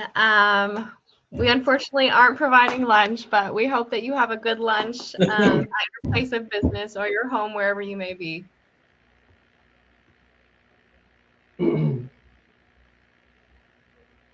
A Should be a virtual a burrito virtual there. burger your way. Yeah, let's just snail mail you guys your lunch. I guess I could show a picture of a lunch, but it might Yeah. not be Yes, let's do that. I mean, it's still breakfast, so I mean, Yeah, brunch. yeah, brunch. I guess it depends on what time you wake up. Some of these folks might be ready for lunch. That's true.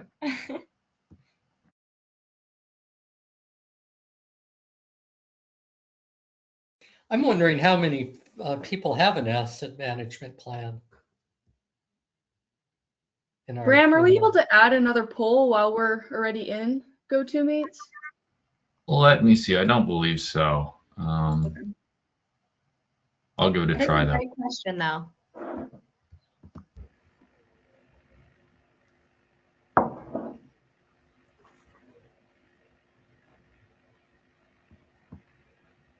I might be able to. Would it just be yes or no if you have an asset management plan? Yeah, I think that'd be a great question to ask. Sure.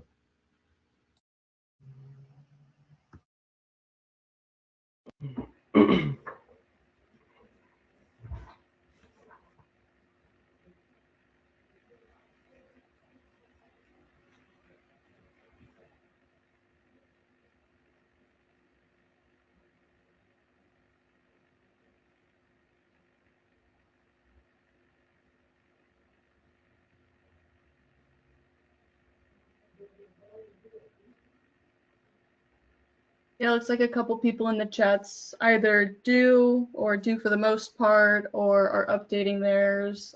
Someone says theirs is a couple years out of date, so looks like Mhm.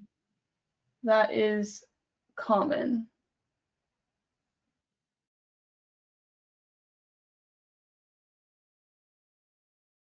And I think as Raul mentioned, a lot of times they're required for funding. So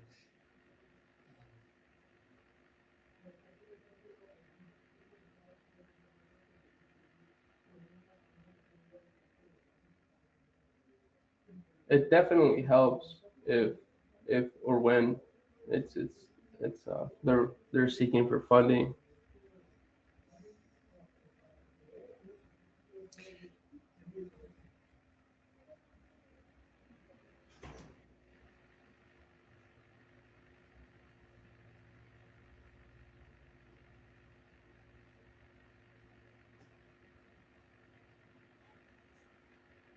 that was really informative, Raul.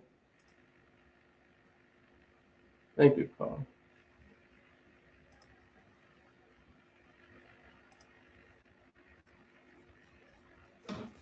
I think it all ties down together. Everything from financial asset management plan, um, and asset management, setting rates, and funding applications. So Yeah, it's all interconnected. You can't succeed in one spot and like succeed, like expect to succeed everywhere if you don't have an asset management plan and your rates set and all of that. it's an ongoing circle, and it's never ending.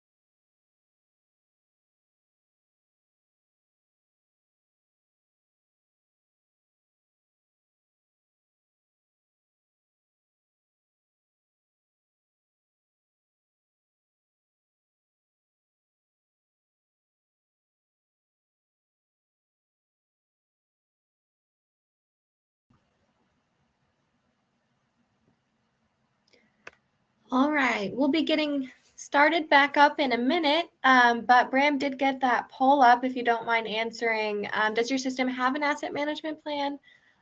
Yes, yes, but it's not up to date, not used, or no. That'll just help us kind of understand where our systems are in attendance. Thank you. And then we'll get Raul's presentation up and, oh, I'm sorry, Carl is this next session. We'll get him up in just a moment.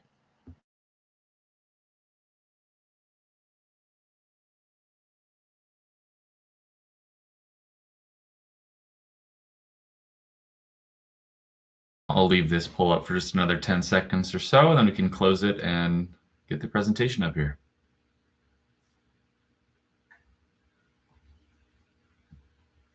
All righty, thank you.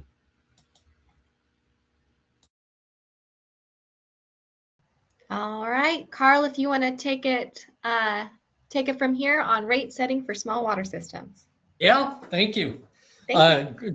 Great to be back with everyone. And thank you, Raul, for that great presentation on asset management. It certainly feeds into our next topic, which is rate setting for small systems. And we think of that asset management plan when we're trying to figure out how much we want to set aside for a capital reserve. And that again will be part of building that financial capacity and also a part of setting an appropriate rate structure. So this second part, we go to the next slide there, we'll just briefly say it's really an important topic of rate setting. So today we're going to talk a little bit in this introductory session about rates and their function, identify system revenue needs, examine selected rate structures and their application, and finally explore the rate setting process itself, which it can be fraught with landmines, and then provide some related tips. So I always like to start out here on this next slide, just to get a sense from you guys, what is your current monthly rate for 6,000 gallons at your water system? And the 6,000 gallons is basically the average household consumption that's historically used as a measure to assess rate affordability.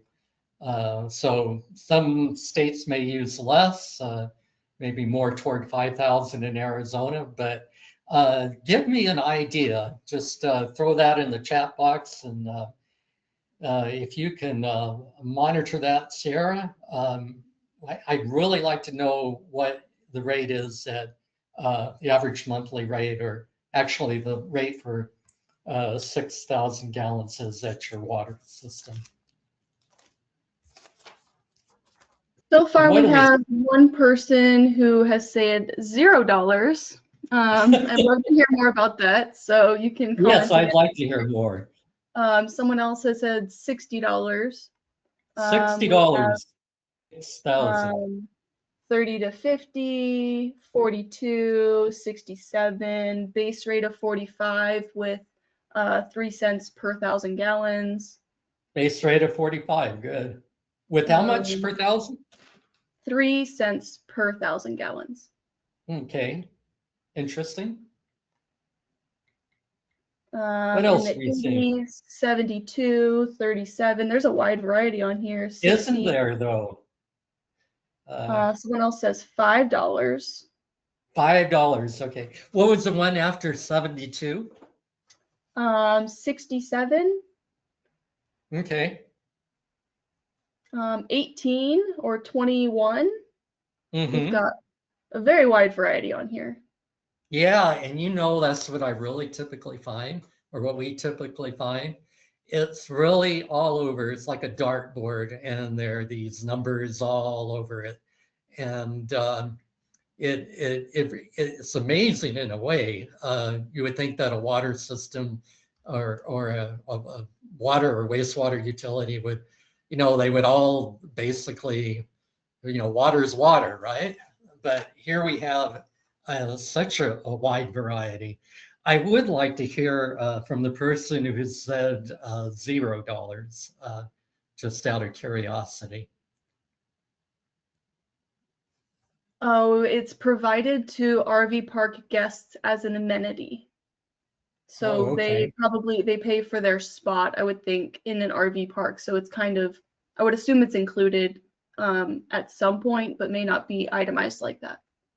Okay, it brings up an interesting point. So it's probably paid through the operations of the RV park, but a lot of cases then we don't really have a clearer idea if it's under the umbrella of an organization. Sometimes it's difficult to really get a clear idea of what the water costs and therefore how much you should be charging. So when we think of water rates, we also think of water rates as a standalone unit or an enterprise fund, as they call it in municipal government. So the purpose of that of water rates and enterprise fund then is that these are standalone utilities, and each utility then is responsible for providing for its own needs. And as we kind of touched on in the last presentation, most of those revenue needs are met through the monthly water rates. So yes, as no surprise, there's a very, very wide range of numbers here. And it's interesting that the $45 then includes a 3 cent per gallon tier charge. And we'll get into that in a moment. That's a very interesting feature of water systems. You might throw in the chat if you have a tiered rate structure, just throw it in there and Sierra can report back to us a little bit later. But let's go to the next slide there. So there is a fascinating website, if you like numbers, that talks all about water rates in the state of Arizona. And it's basically called the Arizona Rate Dashboard. It's maintained by the Environmental Finance Center out of actually North Carolina, but they have contracts with various states in the West and throughout the country. So can you throw in the chat again, what do you think the monthly median household water rate is in Arizona? Again, for 6,000 gallons. And what I mean by the median is basically half of the participants or the people in the water rate survey will have, or half of the utilities will have a rate higher than what's indicated, and half of them will have a rate that's lower than what we will show here in a moment. So go ahead, just give me an idea what you think the median household water rate is in Arizona. Someone has guessed 80. We have a How much? 54, 80 or 54. Someone guessed 150. We have a 38, some 65s. Fascinating. Some in the 80 to 85 range. That's about what we have on here. Okay. Oh, wait, here's an interesting one. We have someone guessed $41.52. Who did that? 41.52. That is quite interesting. Okay. Yeah, and this seems to be all over the place, or all over the plateau too. So high was 150. That's quite interesting. And again, we're talking about household rates. So if you have an industrial customer, that customer might pay more. Your customer might pay more if they're located outside for a city, for example, they'll charge higher rates for customers outside of the normal service area. So like Tucson Water charges higher rates for people that live right outside of the city of Tucson. So this rate, monthly rate, can vary depending on the type of customer or where that customer located. But if you would be so kind to click the answer there, that should show up? The answer is $45.20 a month. So half pay higher than that and half pay lower than that. And that's based on a comparison of 325 rate structures statewide. So the question is, do you think perhaps that you're charging enough at your water system? And this provides a comparison. But really, what it comes down to, is my utility charging enough? Well, maybe, but it depends on really a lot of factors. And not all water systems are alike, basically. So it's really good, I think, to note some of these factors because a lot of times when I do rate studies for small towns, for example, they'll say, well, Payson's charging this much, or some other town is charging that much. And I think we should just take an average of the 3 towns that surround us. And I think that's a limited approach, really, because it doesn't really reflect maybe what's going on at your water system. So we like to think of a more formalized process where you consider a number of factors. And really, these factors then would be the different types of revenue sources you have and the number of connections. So we mentioned in the last presentation, there is this idea of economies of scale. If you have relatively few connections to distribute a lot of cost across, then you're more than likely going to need to charge a higher rate. And you will find that in a lot of these rate surveys. The systems with the lowest connections tend to charge a higher average or median rate. So the number of connections and the revenue sources are important. The operating needs, so let's say, for example, you have to install an arsenic treatment system and you've got a compliance order from, or enforcement order from the ADEQ. So we're going to need money for that, and it's going to cost money to operate that arsenic treatment system, for example, and indeed going to cost money to build it. So we look at that. We look at existing debt service. We look at your capital infrastructure and improvement plans and other reserve needs that we identified. We look for the type of utility. Is it publicly or privately owned? I think the great fortune with publicly owned utilities such as DWIDs or domestic water improvement districts is that they generally have greater access to grants and low interest loans. So we look at that. We look at system growth and usage.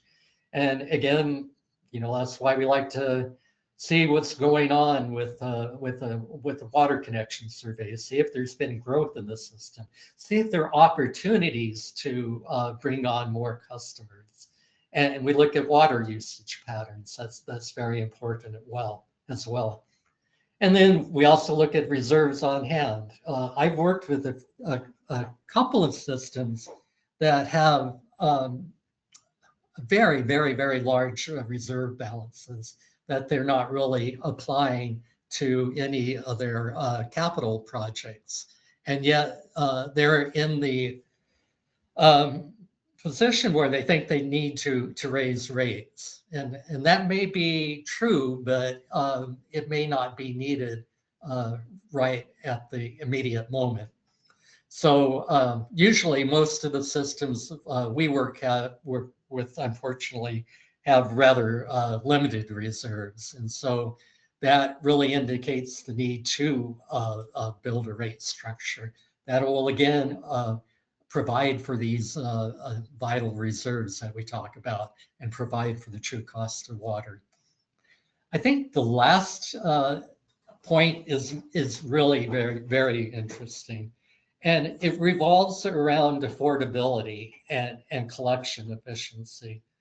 So you always need to be mindful of the affordability of rates. And funders like USDA will look at affordability. We'll get into that a little bit more, but it's basically your rate multiplied by 12 divided by the median household income of the community that you live in.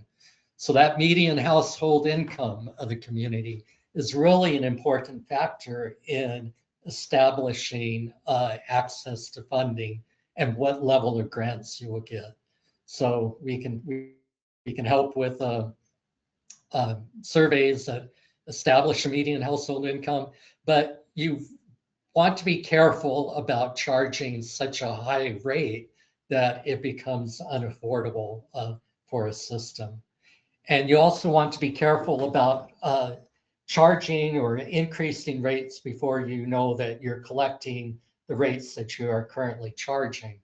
So I've worked with systems where the non-payment is, or the collection efficiency, they're only collecting half of what they're billing. And so the default assumption that you need to go out and raise rates is not always the case. And so it'd be good to hear from you if you have affordability concerns or if there are issues at your utility around collecting revenue. And you might just throw that in the box as we go along there.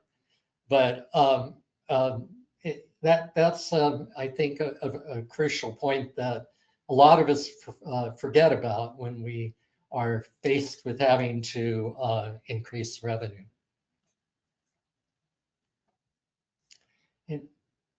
So I'd like to turn our attention, and we'll continue to monitor the box. And actually, first, I'd like to say how many folks have had a rate increase in the past 5 years. If you want to just throw that in the chat box, I'd really love to hear about that.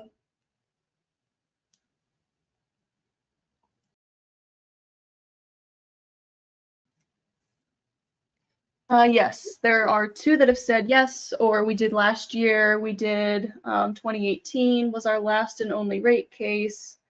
Last was 2022 or no. Someone else said 2022 and they have one scheduled for 2026.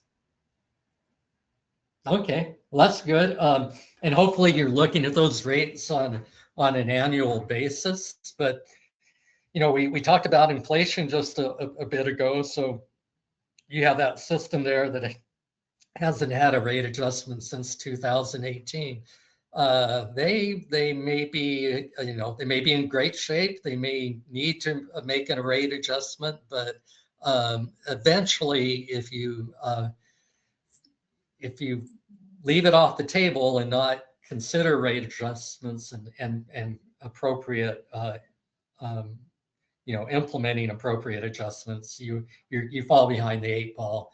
And that, unfortunately, is what we see with quite a few systems. And in fact, one of the things we recommend is that you do that annual rate review.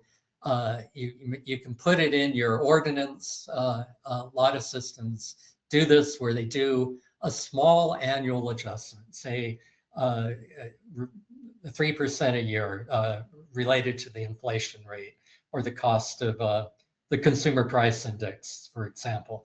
And then they have the option to make adjustments to that as needed. But it takes a lot of the pain out of waiting 5 or 10 or 15 years before realizing that a very sizable adjustment is needed. So let's look at rates and their functions. So of course, rates are important, are a lot of interest to everyone, including funders and people who manage a water system. But what are they and what is their function?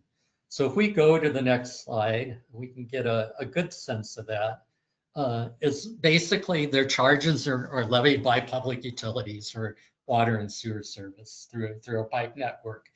They're usually the most reliable, important source of revenue. Systems I work with that it varies, especially small systems. It varies between 90 and 95% of total operating revenue. And again, the focus is on operating revenue. You might have other sources of revenue. We'll touch on that in a moment. But really, it is that water rate is of primary interest to both customers and funders, particularly in the latter case, like I said, because it makes up so much of the utility's overall revenue. So let's move along there. Different types of revenue. As I mentioned, that monthly water sales. You might have late fees and penalties. You might have connection fees, service calls. I have some good examples that I could share with you of a rate schedule that identifies a number of fees, and those fees are really just reflect what it costs for you to do business at a water utility. So I would be happy to share a couple of examples, but we look at bulk water rate charges for maybe someone who needs on a construction project. That water shouldn't be free. Neither should service call. The idea is that you collect what it takes to go out and do the work. You also have other sources of revenue, such as capacity fees and development charges. So a capacity fee might be if someone wants to buy into your water system. So there should be a charge of that based on the capacity they're demanding. And we can help with those assessments. So I will say there are multiple sources of revenue, of operating revenue, and those funders are quite interested in that.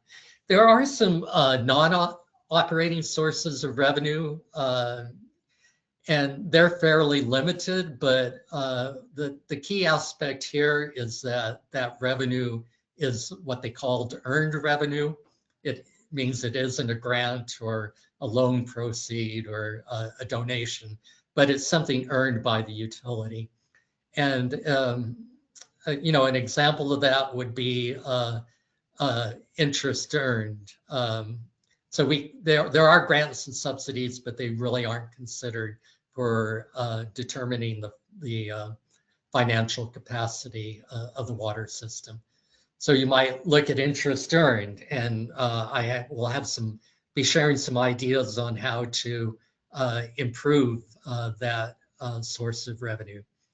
And if you're a municipality, you might set aside a dedicated share of your gross receipts for funding capital improvements.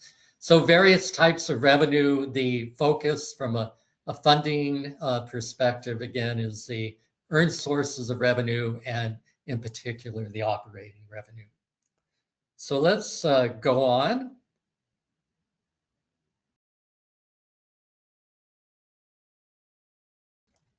And as we mentioned in the last presentation, the function of water rates is to collect the true cost of water. So you remember those base operating costs that are clearly and consistently identified related to the day-to-day operation of the system. You remember the debt service or funding and the financing that you receive from a funder. In terms of principal and interest payments. And then you remember the reserves that we identified. So providing for that true cost of water. And another function of the water rates is to provide for the fair distribution of cost. So you don't want someone to arbitrarily be paying 6 or 8 times that person's share, just because they live at a certain part of town or a certain address or the like. So you want rates that are fair and justifiable and that provide for the true cost of the water system and not be used to subsidize other departments or activities. Again, we're thinking of this in terms of an enterprise fund. And then I think most importantly, we want to be able to recognize utility goals. So we know in the Southwest that water conservation is extremely important. It's costing more and more to obtain water rights. Think about some of the stuff that's going on in Arizona. But yet at the same time, we might be interested in pursuing economic development opportunities. So we have to think of it as a holistic unit, essentially. I'm wondering how many people have like a water conservation plan. What are we hearing in the chat box here, Sierra? Any comments?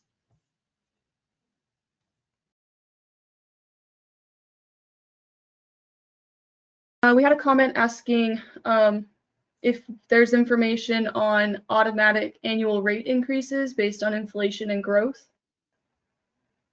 I think we could help you with that. I can maybe provide an ordinance where that would be written and could share that with you.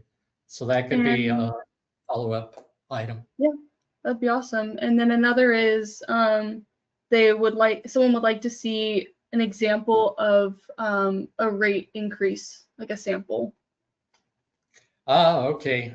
You stick around for the next part of this.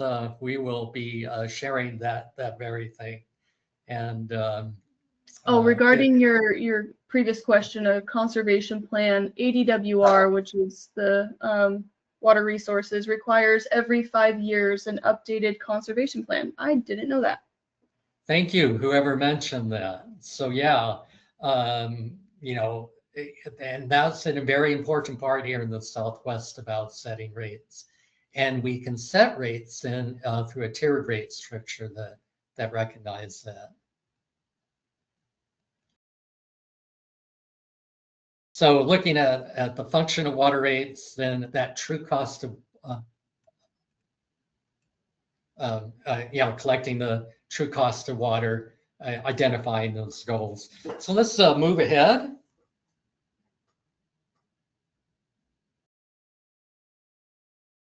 And then just looking at the attributes of a good rate structure, kind of what we mentioned here, covers the true cost of water, fair and justifiable. So your customers really need to understand it, and you need to have a basis, like we had mentioned, for a rate increase or for your water rates in general. And finally, they need to be easy to implement and understand and implement, not only for the customer's sake, but bear in mind the people that will be implementing and collecting those rates. So I know of a great example, I think we'll share in our next presentation, where we had a 9-tier rate structure with I think it was a base rate of about $10 a month, but it was this wild rate structure. And first of all, they weren't following it. But the second thing is that it was, what they were following was something completely incomprehensible, just as a rate structure was. So the ease to understanding not only is good for your customers, but it's good for the people that are implementing it. And as a result, in this case, they actually lost a lot of revenue they should have been getting. So let's move ahead.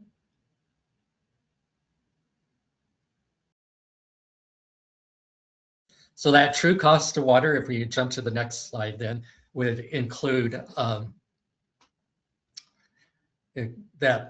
those base operating costs, as we mentioned, the debt service, and then the reserves. And we recommend at RCAC those 4 types of reserves, basically: a debt reserve, operating reserve, emergency reserve, and capital improvements reserve. And so let's go to the next slide and take a little closer look at each of these. Because again, it's the reserves that folks often overlook in small utility management. So that debt reserve is basically required by lenders in many cases, and that's in addition to the loan principal and interest payments. And why do they do this? Well, they want to make sure that there's some extra money in case, to service a loan in case there's a problem at the utility. So it gets to the credit risk, and if you're carrying a loan on your books that's not performing, then that becomes a very serious issue for the funder who's providing the money. So frequently what funders will do will be to provide or require 10 to 12.5% of an annual loan payment until one full annual loan payment has been satisfied. So you'll set this money aside in a reserve account, which is restricted, which means you basically can't use it for other purposes. And you'll do that over a period of 10 or so years until you've accumulated a full annual payment. How many people have a debt reserve and are maintaining it? And as we get some answers from you, then let's look at our next reserve, which would be that operating reserve. And I believe this is Hoover Dam, but I like this because basically, just like storing water for lean years, you have an operating reserve at a water system for the same purposes. So basically, you want to be able to compensate for not only fluctuating revenue, but also unplanned expenses. And so in this operating reserve, we look at it where you might have fluctuations in revenue. Let's say you have a summer resort and people are there in the summer, but you have to pay for the operation of the system throughout the whole year. You have to pay your operator. So basically, that operating reserve will help compensate for that. And we provide guidance when we do a rate study. We look at existing reserves, and we look at allocating these reserves or unrestricted cash that you might have into these different reserve categories, including an operating reserve. So the standard guidance for small utilities is 1 to 3 months, maybe 4 months of operating expenses kept in a reserve. But it really depends on the operating history of your utility. So again, that's why we look at maybe 2 to 3 months, and 2 to 3 years of past operating history. And you get the operator involved who really knows most, in most cases, about the operations of the system. So that's a very important reserve. If we go to the next one, then we look at an emergency reserve. So in a sense, that emergency reserve is a subset of an operating reserve, but it provides funding for a sudden incident. And this is money that you really need to have on hand, in case there is a major emergency, or in case of a pump failure would be a very good example. So you want to have the money to be able to buy a backup pump, for instance, because if you lost your pump and weren't able to restore it, then that would definitely be an emergency to the system. So we look at, I put a few examples here, but the reason we want to fund that emergency reserve apart from the operating reserve is that for the operating reserve, it gives you a little more flexibility to maybe make investment decisions. You could probably earn a little more money on an operating reserve versus a cash reserve. And I think funders also like to see that you're looking at your system in this comprehensive manner. So you want to look at those emergencies over the past 2 or 3, maybe 4 years at your water system and set up a reserve for that purpose. So let's look at the next one, that capital improvement reserve. And that's really intended to provide funding for your capital improvement needs. Raul was talking about that asset management plan, identifying what your assets are, what their life expectancy is, what their current condition is, how long, what the remaining useful life is. So you want to take all of these apart in consideration when developing a capital and improvement reserve. And it basically feeds directly from an asset management plan. We also use capital improvement plans for that very purpose. You can develop a capital improvement plan. I'm sure many of you have. You could take that to the state and see if they'll provide grants for it. And in many cases, they will. So it's a process really of identifying your improvements and deciding when you're going to replace assets or when you're going to rehabilitate them. So it's very important to have money set aside for that purpose. Either to provide a cash match or to provide some of the basic improvement needs at your utility. So the approach here is to determine how much of the cost will be financed and how much will be paid with cash. And again, a lot of smaller systems should be able to secure fairly healthy grants percentages from funders. Nonetheless, every system needs to have some skin in the game and be able to provide some level of commitment through their rate structure. So the typical planning horizon here is about 5 to 6 years.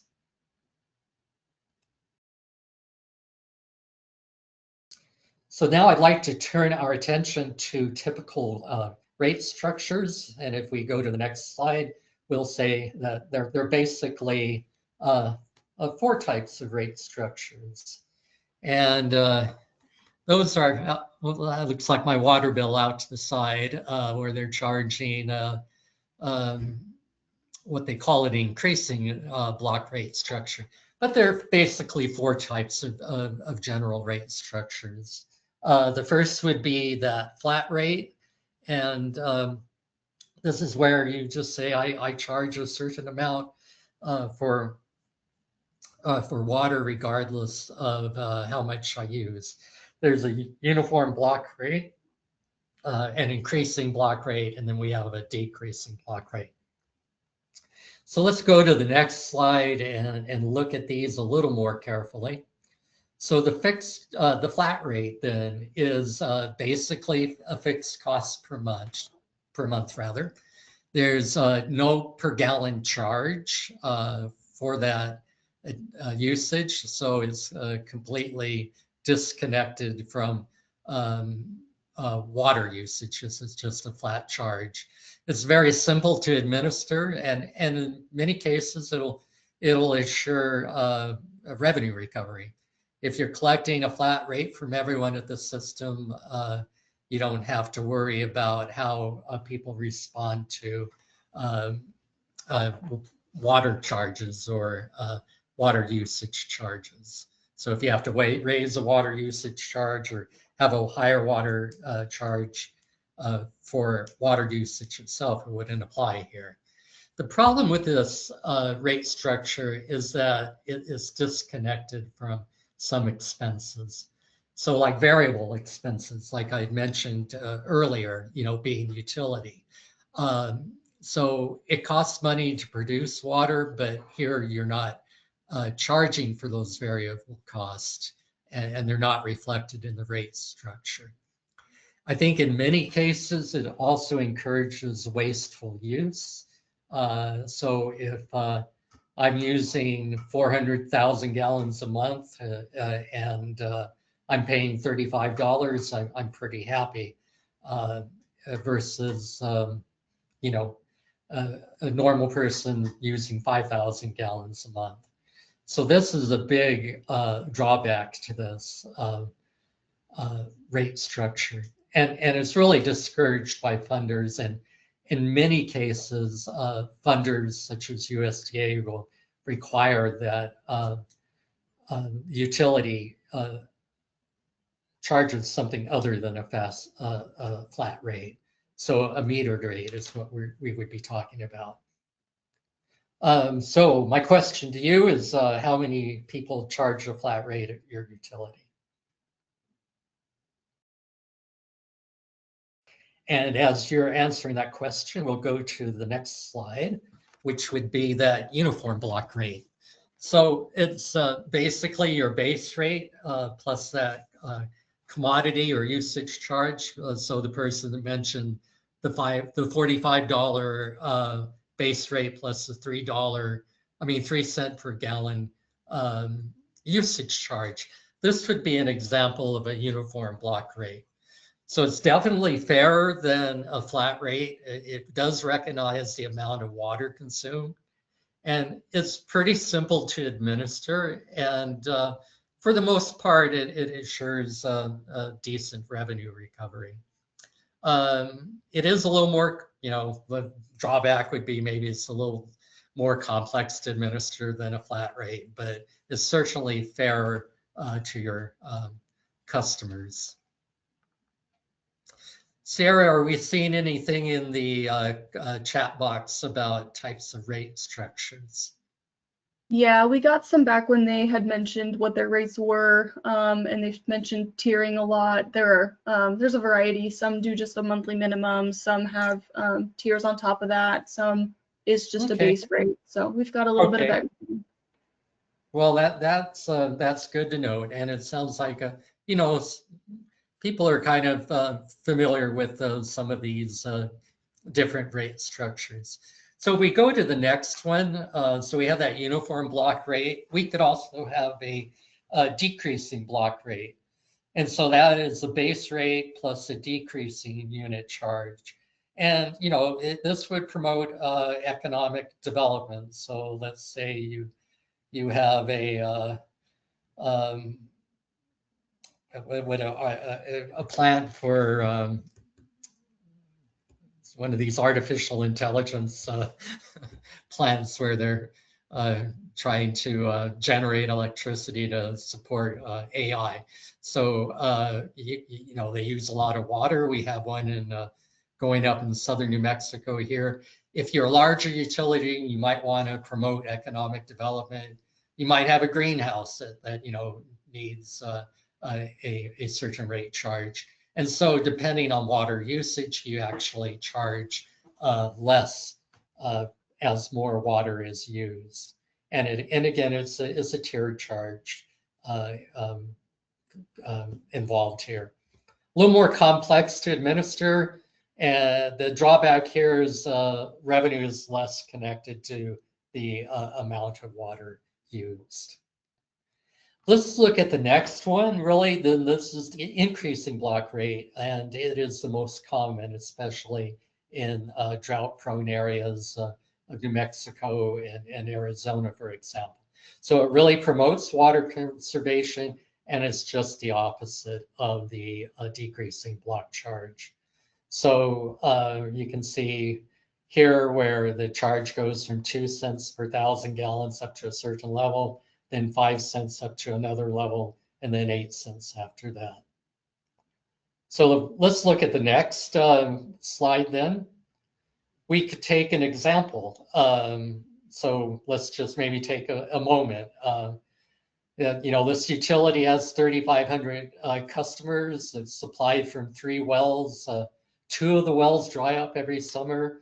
Half of the customers live on 1-acre lots, and they use a lot of water. The other half live on smaller lots in the center of town and don't use as much water. So based on this kind of situation, what do you think would be maybe the most appropriate rate structure?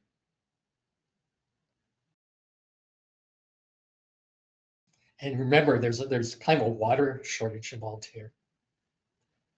So don't know what we're hearing. We Sarah, have there you had go. some answers of B. We had a single C, mostly B's.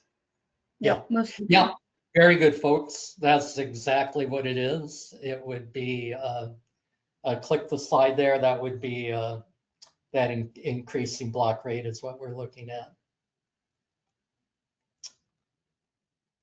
And if we go to the next slide, we have another case really then. This is a case where you have an abundant amount of high quality groundwater. A local employer moved into town and well, was wanting to move operations out of town, and you know, the Chamber of Commerce wants to keep the business in town. So that business not only provides employment opportunities, it pays for taxes. So there are cases as a utility where you might want to be attracting customers, certain customers, and provide a different rate for them. So this would be an example basically of when you would want to use a decreasing block rate.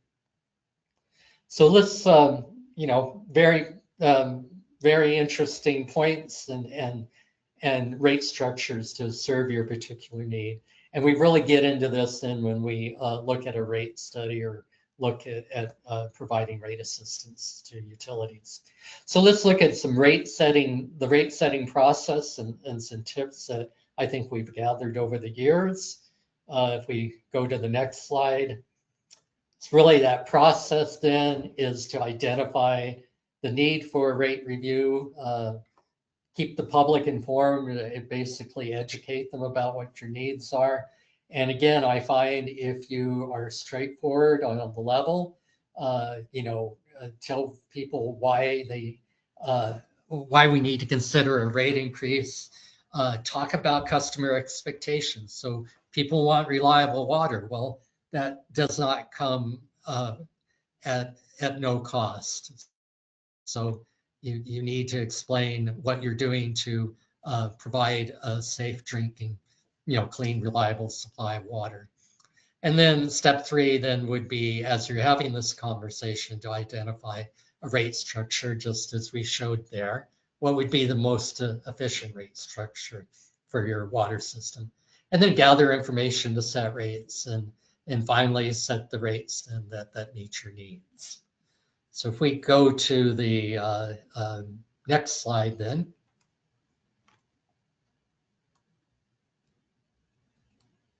We can share some rate setting tips, basically. I mean, information needed for a rate study. So that's an important part. I just wanted to emphasize this. We do provide basically a handout of what's needed for both a revenue analysis and a rate study. And so you really want to get an idea what your published current rate structure is, that you're following it, that you have financial records, income statements, balance sheets, budgets. You want to examine those over a 2 to 3 year period.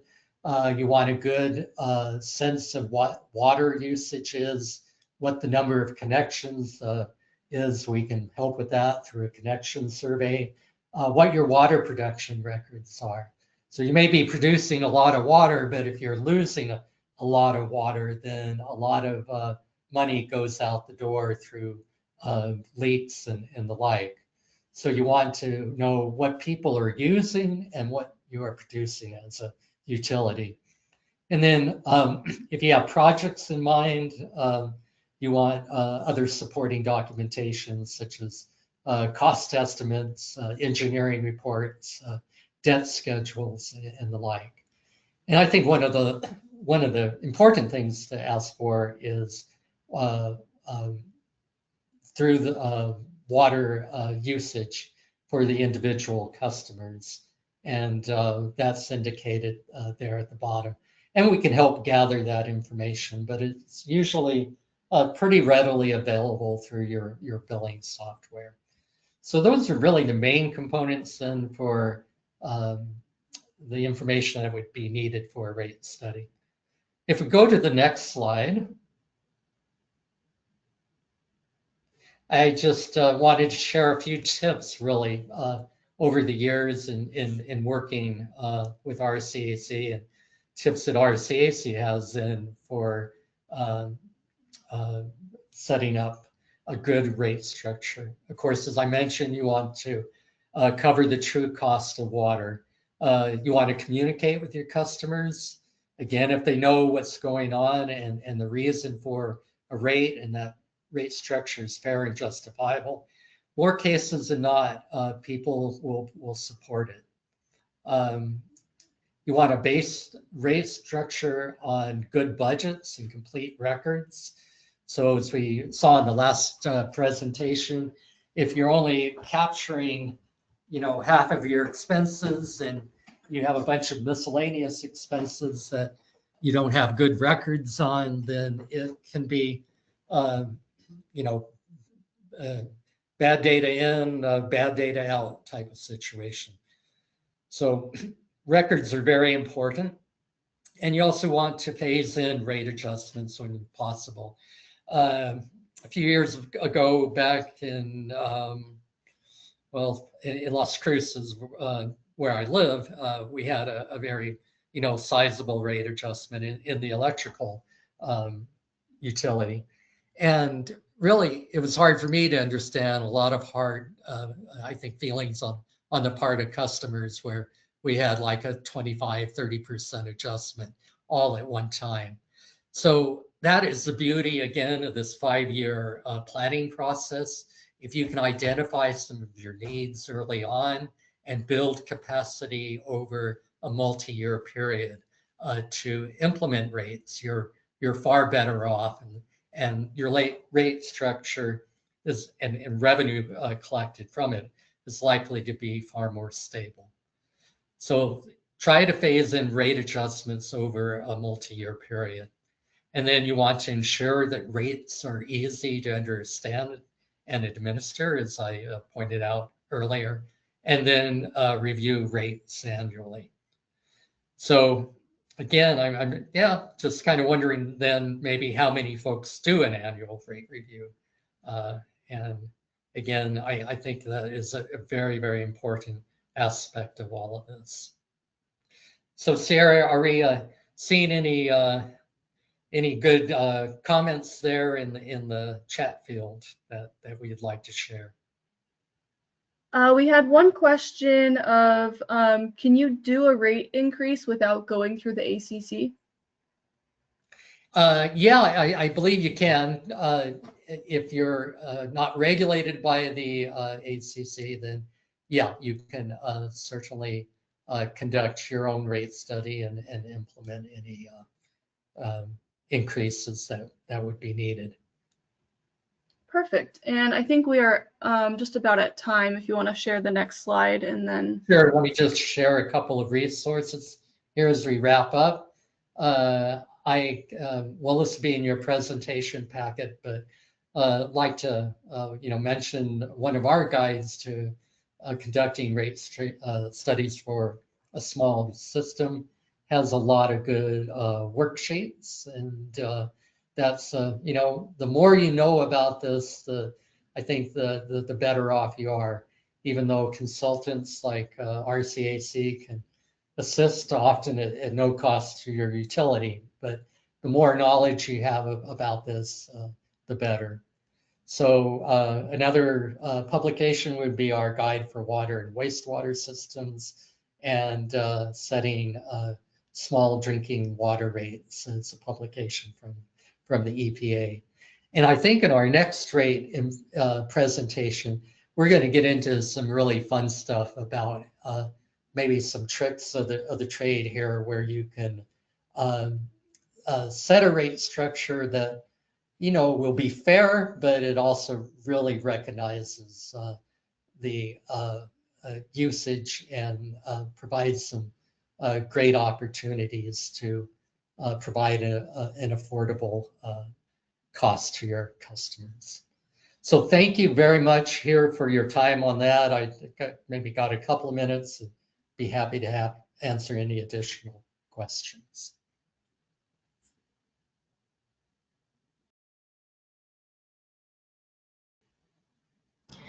Thank you, Carl. That was great. Yeah, we'll take this 5 minutes for questions and a break if you need it, and then get started back at 12. Sorry to not give you the full 10-minute break, but since we end at 1 p.m., I want to make sure we get our last session covered. So if we see some questions in the chat, we'll call it out, and I'll get the presentation up for the next one, Raul. Yes, thank you, Hannah.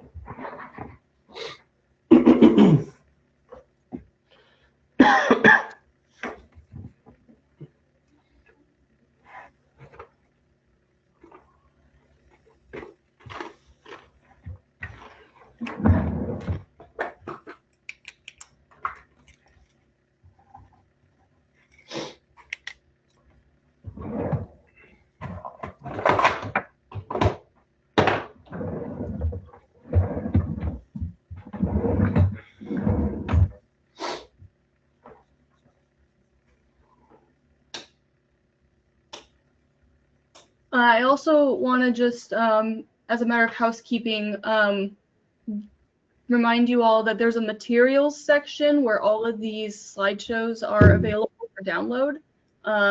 So if you want to see those links again or review any of the materials, you can download it from the materials tab inside of GoToWebinar and to your desktop.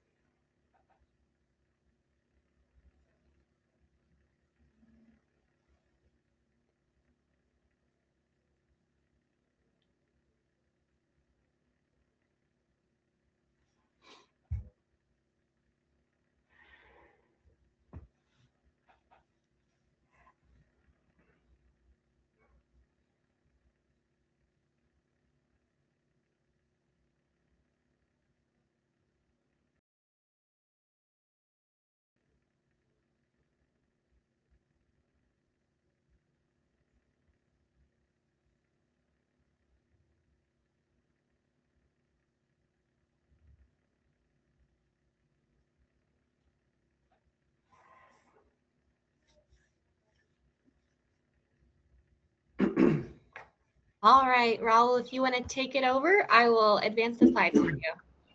All right, thank you, Hannah. So thank you all for joining on the final hour here stretch. This will be diving into funding applications and opportunities introduction. We go on to the next slide here. It'll be the course of the summary here, whether a system is facing a health risk-based water quality issue or needs to update aging infrastructure. There is a growing need for financial assistance for drinking water systems. The biggest hurdle is often to know where to seek necessary funding and how to get started. This training will review the situations that are applicable for funding applications and eligibility considerations for different funding agencies, state or federal.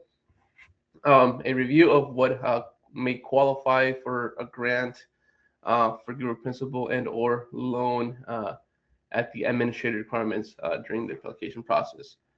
So today's objectives are, we'll start by understanding the difference between infrastructure funding and operational funding and whether each applies to your system needs. We'll review the tools and resources available in Arizona to help identify funding opportunities for rural water and wastewater projects. We'll also walk through what to expect during the application process, including common requirements, maybe timelines. And finally, we'll highlight ongoing support and resources available during and after the projects help ensuring long-term success. So diving into what is a public water system. Community water system serves at least 15 year-round service connections or 25 year-round residents. Overall, 86% are small water systems with a population of 3,300. Yet these serve only 10% of the population. Cannot be publicly or private owned. Many small systems are ancillary to other businesses. A non-transient community water system serves at least 25 of the same individual regularly over the 6 months or but it's not a residential. Typically found in schools, factories, and offices complexes. And it's also part of the 99% are small or very small and mostly private owned. And non-transient communities water systems serves 25 or more people per day, but not at the same time individuals regularly. Common places like restaurants, campgrounds, and hotels, not designated for long-term or repeated use by the same people. On to the next one is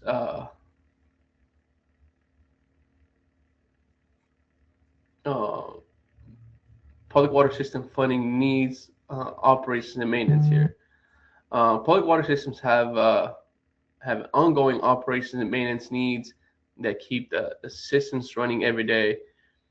This includes routine tasks like calibration, small repairs, pressure checks, and required water sampling and reporting in accordance with ADEQ schedules. Systems also must cover staff salaries, including certified operators and specialized personnel, such as backflow or plumbing professionals. In addition, basic expenses like utility bills, especially electricity for wells and pumps, are essential operational costs that must be consistently funded here. Moving on to the next slide here is a public funding needs infrastructure projects. It often needs infrastructure funding to address aging infrastructure, including old pipes, tanks, and wells that are reaching the end of their useful life. major leaks and ongoing water loss, not only on wastewater, but also increased operational costs and strains limited supplies. Some communities face water shortages, limited storage capacity, or insufficient infrastructure to meet current demand. Um, Funding is also critical to maintain regulatory compliance and address water quality concerns such as arsenic exceedances or other contaminants issues. It kind of depends on the area where we're all located. I think down in the Yuma County area or Pima County or Pinal County, we see more of the arsenic exceedances. But here, finally, the systems may need upgrades to increase capacity and support the growth of their service area, ensuring reliability or reliable services for future customers. So it's scope and eligibility. Next slide here.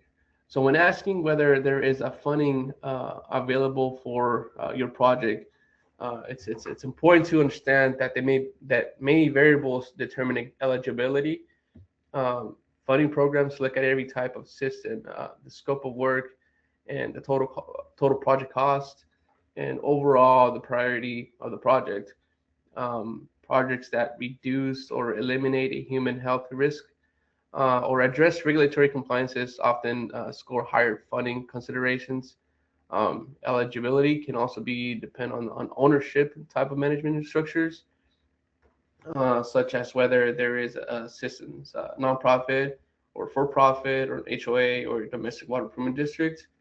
Understanding these factors are early help determine which funding resources is the best fit for everyone or for the project. But I mean, we don't want to be out of compliance or have a health risk situation.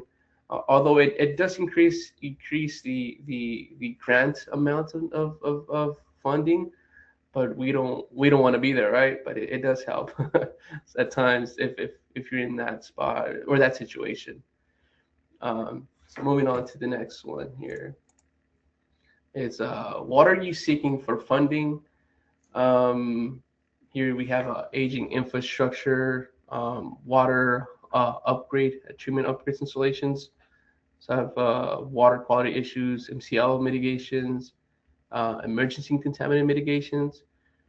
We have newer rate meters, increase demand, growing customer base, increase water consumptions, increase storage needs. And also we have new sources, groundwater well, surface intake and interconnections here. So yes. So what type of systems do you operate? The type of systems you operate would play a major role in determining what funding options are available. Programs often distinguish between community and non-community systems, as well as whether the systems is regulated by the Arizona Corporation Commission. They go on the last presentation by Carl. I mentioned someone rate studies. If you can have your own rate study if it was not regulated by the ACC. Well, in this case, if you were regulated by the ACC, I think you have to go through a finance or finance application or a financial application that you could take over some when applying for grants or loans. So the eligibility can also depend on the system size, small, medium, or large, based on the EPA classifications. Since many programs prioritize small water systems, your management structure, whether you are an LCC, nonprofit, HOA, or other type of entity, it can affect the grants or loans you qualify for. So the financial status is another key factor, especially your ability to repay your loans if the grant if the grant funding is not available. Finally, some programs offer better terms to disadvantaged communities, which can significantly reduce the financial burden of critical infrastructure. So keeping in mind all these workshops or sessions with the rate settings and asset management plan, it all links together. Whether when seeking for funding, it becomes critical. It's really important to keep track of your assets, and also to be possibly financial stable, keeping your financials in place. Audits, if you do audits, most of these funding entities or they would ask for financial audits. So moving on to the next slide is funding opportunities in Arizona. So to start off, we have the Water Infrastructure Authority, WIFA, State Revolving Funds, SRF, Water Conservation Grants, Water Supply Development Funds. Then we have USDA, which is the U.S. Department of Agriculture. They supply water and wastewater programs, colonias programs. Usually colonias, it's 115 or 150 miles away from the border. They do decentralized water systems for homeowners, emergency community water assistance, ECWAGs, and search and PPG, money for design.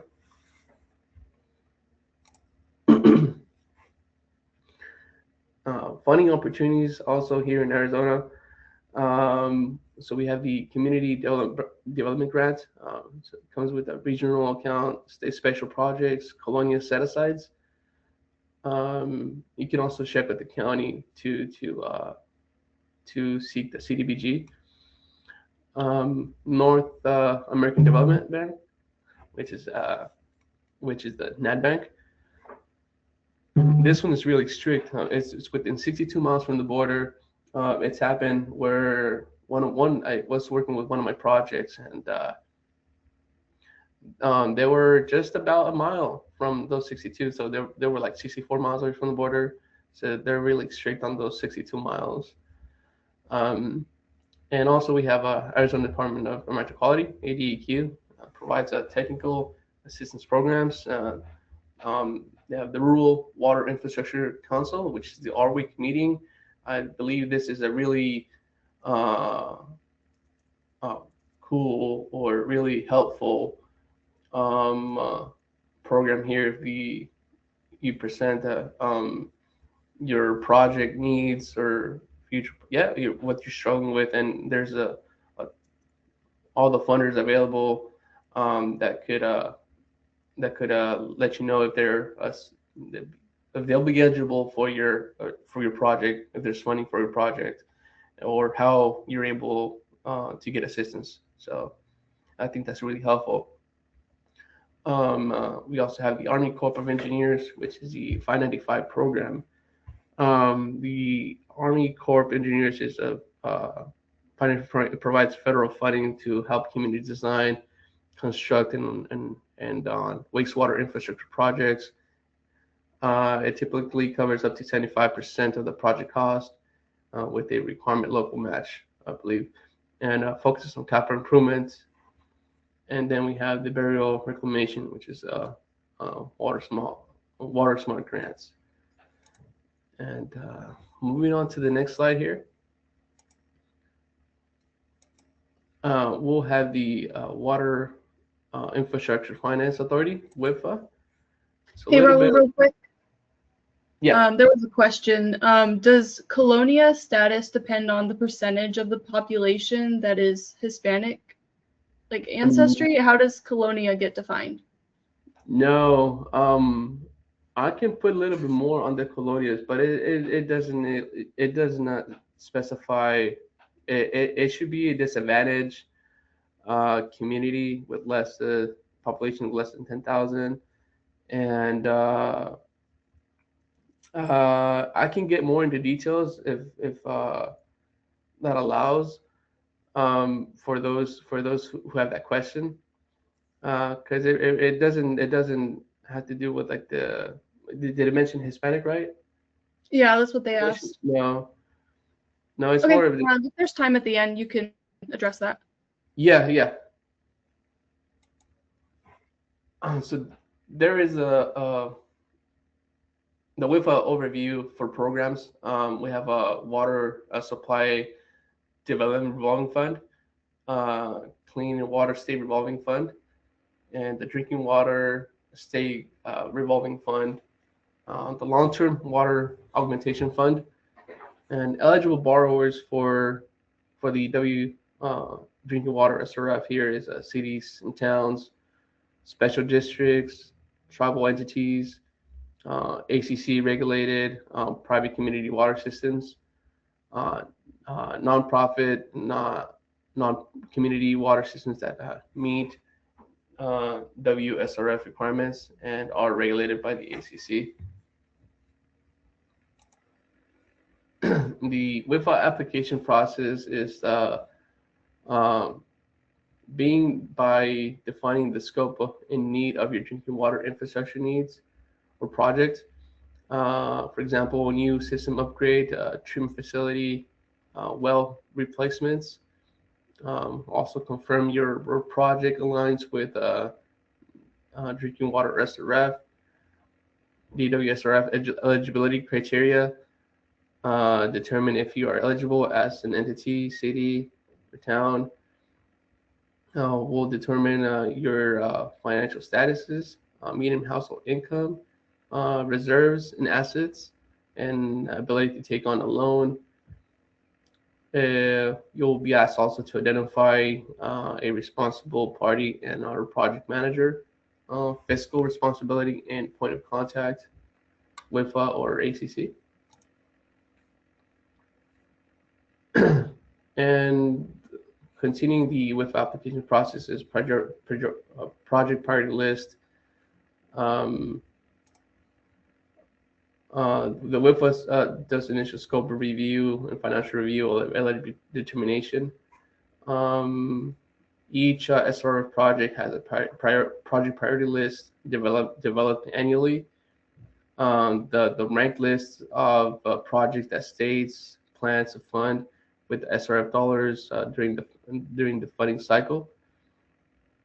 Projects are scored on points-based scoring system and as outlined, and the current condition of the water system, degree of system improvements, water and energy efficient environmental innovations, consolidation or regionalization of extension of service, prior or year WIFA funding, local fiscal capacity, and also getting on the project list is the first step into the initial process here.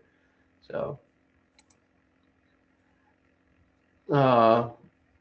and then if ACC regulated system must obtain a debt authorization, like I was saying on the early slides. If any portion of the funding is a loan, you must show you can pay it back.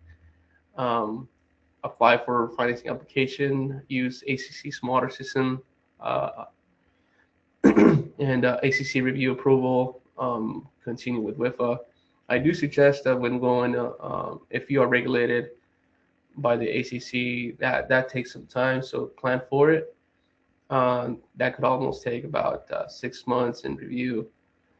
So from 6 months to a year possibly. So that takes some time. So also, so let's move on to the next one. Here is forgivable principal grant-like funding. So awarded based on both disadvantaged community status, whether the project addressed a public health threat or a compliance related issue. It'll be determined through WIFA's funding, WIFA's local fiscal capacity index. WIFA calculates this index based on the median household income relative to the state average, user index fees, indebtedness index.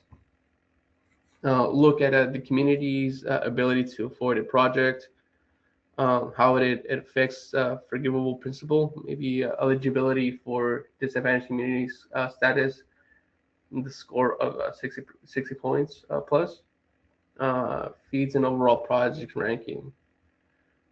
And on the next slide, we'll see the grant-like funding here, like the forgivable principal up to. So you have on your left column, you'll have the up to percentages, and up to the next one is on the purple, you'll see on the loan amounts over, and then on the but not over, cumulative forgivable principal up to.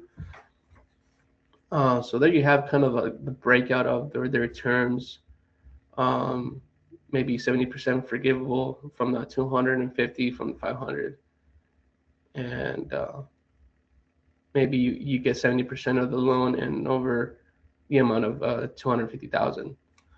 It all depends on the scoring whenever applying. Like I mentioned, if you're a disadvantaged community and solving a public health issue or compliance issue, it does help your grant percentage to go up, but also we don't want to be in that stage, right?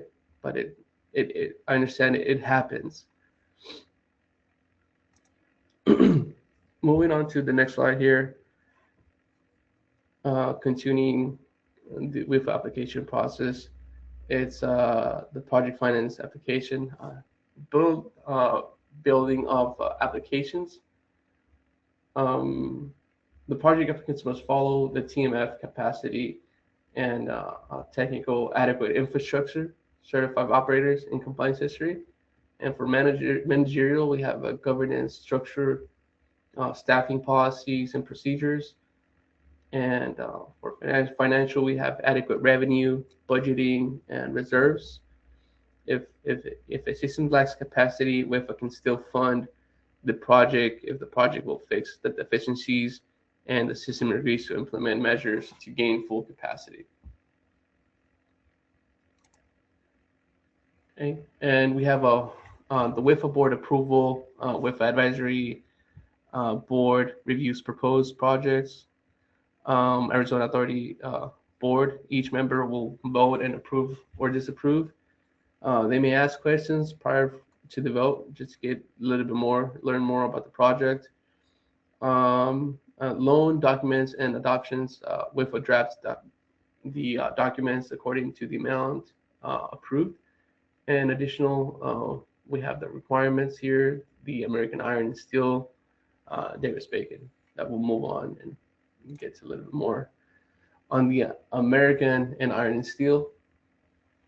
Federal law consolidation appropriates the Act of 2014 and subsequent acts requires that all iron and steel products used in the projects funded by CWSRF or WDSRF or to be produced in the U.S. It applies to all permanent and structural materials delivered to the site after project starts.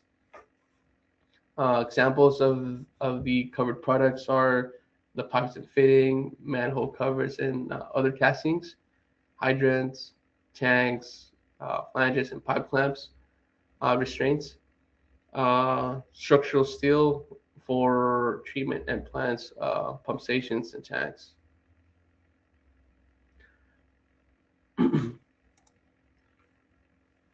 The Davis-Bacon wages, federal prevailing wage law, that requires contractors and subcontractors on federally funded or assisted constructions projects to pay no less than the locally prevailing wages and fringe benefits to laborers and mechanics.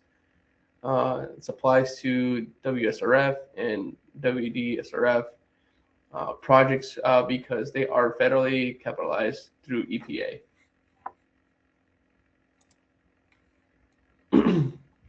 The loan documents and adoptions here are loan documents and our documents are prepared. The applicant formally adopts them. This signifies as the final loan agreement. The loan closing execution, a loan closing is scheduled to occur. Time can vary, typically up to 3 to 4 weeks while reviewing. Project design, procurement, and constructions. Move on to the USDA overview. Here it provides the funding for clean drinking water and wastewater services, including loans and grants. Types of projects are water sourcing, treatment, storage, and distribution, sewer collection, transmission and disposal, solid waste and stormwater facilities. For eligibility, we have rural areas with populations under 10,000, and state and local government entities, private nonprofits, and tribes.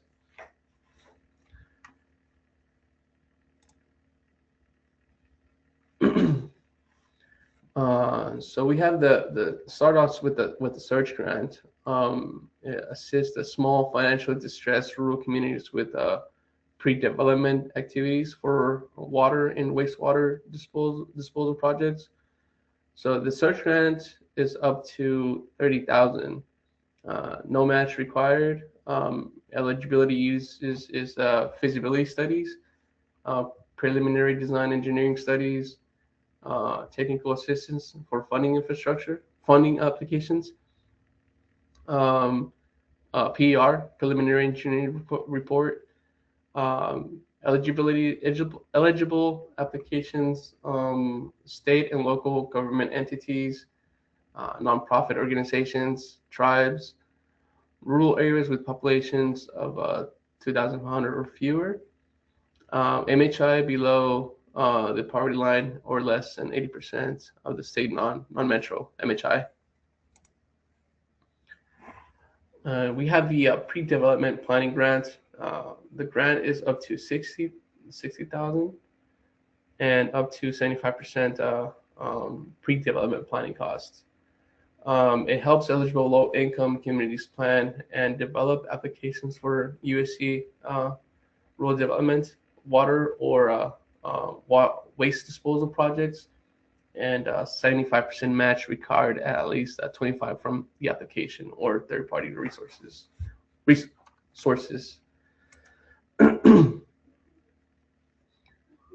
And part of the process here is the applications are accepted year-round. Submitted online applications through RD Apply or at your local RD offices. RD Apply online application is register exams.gov and obtain a UEI number. To apply online, you need a level 2 authentication and fill out the application information such as contacts, organization description, descriptions of facilities, improvements, timelines, and financial information, and MHI. Let's go to the next one here. The USD application process qualification is based on the selections of engineer firms, contractors to promote long-term value and project quality overall the lowest cost bids. The key steps are issue a request for qualifications, evaluate and rank submissions, hold an interview for the most qualified firms, and after selecting the top firm, you can begin the negotiation price. Part of the process here is the letter of conditions. USDA issues after an application approval outlines outlines the terms and conditions for the receiving funding, including the funding mix, loan grant ratio, interest rate, and reserves, the insurance requirements. All of the conditions in the LOC must be met before obligation of funds.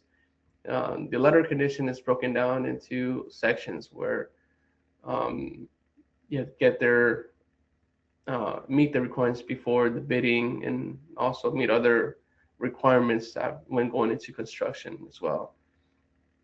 So it is helpful to have those letter of conditions just to keep the project, or keep moving the project. Although it takes time, honestly, to meet all these letter condition requirements. It takes patience, but it takes a group and patience, and keep working on those tasks. Next slide is also part of the process here. Reserves fund requirements outlined in the LOC. Must maintain a debt service reserve. Must maintain a short-lived asset reserves. Debt service coverage ratio that is above 1.2, and the rates must be set to cover all operation and maintenance costs, debt and reserve needs. Target affordability metric for water service, different for water and for water and sewer combined. Move on to ADEQ's technical assistance programs. Technical, managerial, and financial TMF assistance programs from ADEQ for small public water systems.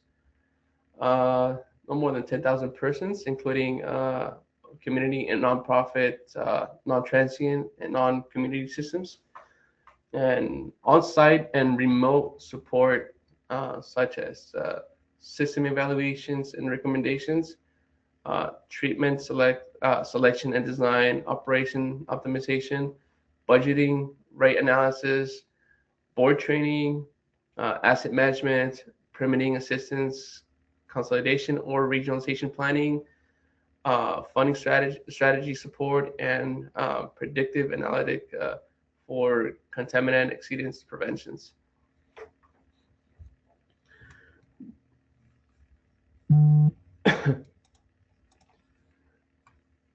From ADEQ's website, ADEQ also created the predictive analytic program that predicts when the water system may be exceeded in the arsenic safe drinking water standard, and takes steps to prevent exceedances.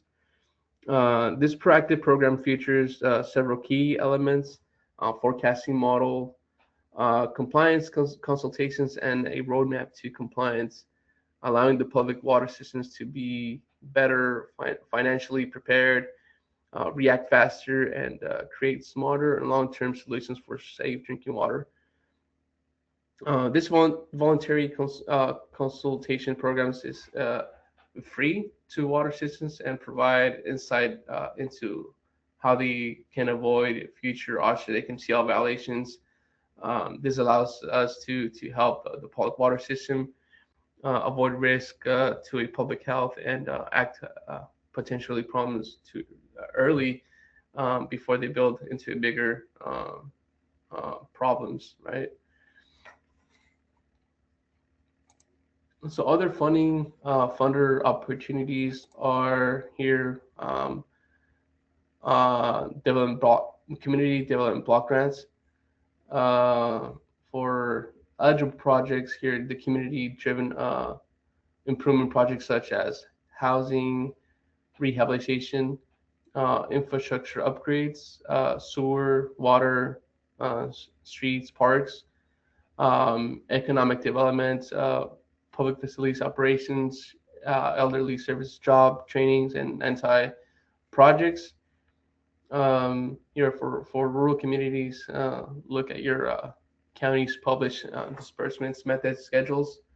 Project must be shovel ready, and additional considerations. Okay,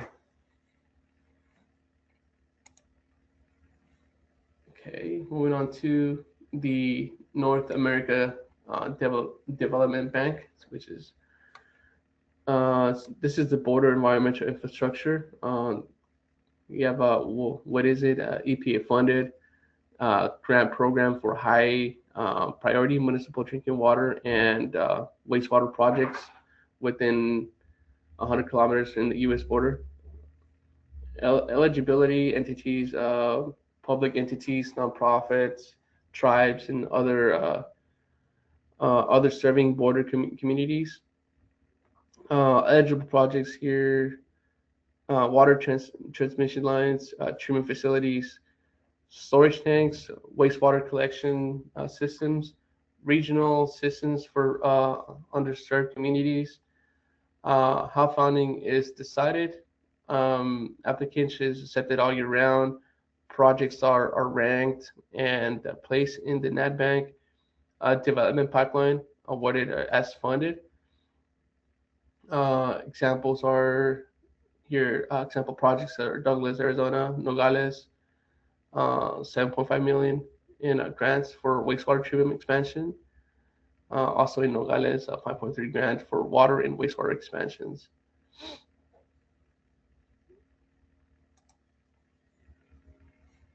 Also, more on the NatBank here, we have more projects of what is eligible and what it is. NatBank grant program offering up to 750,000 environmental infrastructure projects, up to 250,000 for emergency repairs. Entities, it's all in the small and distressed communities within the Mexican border, up to 62 miles.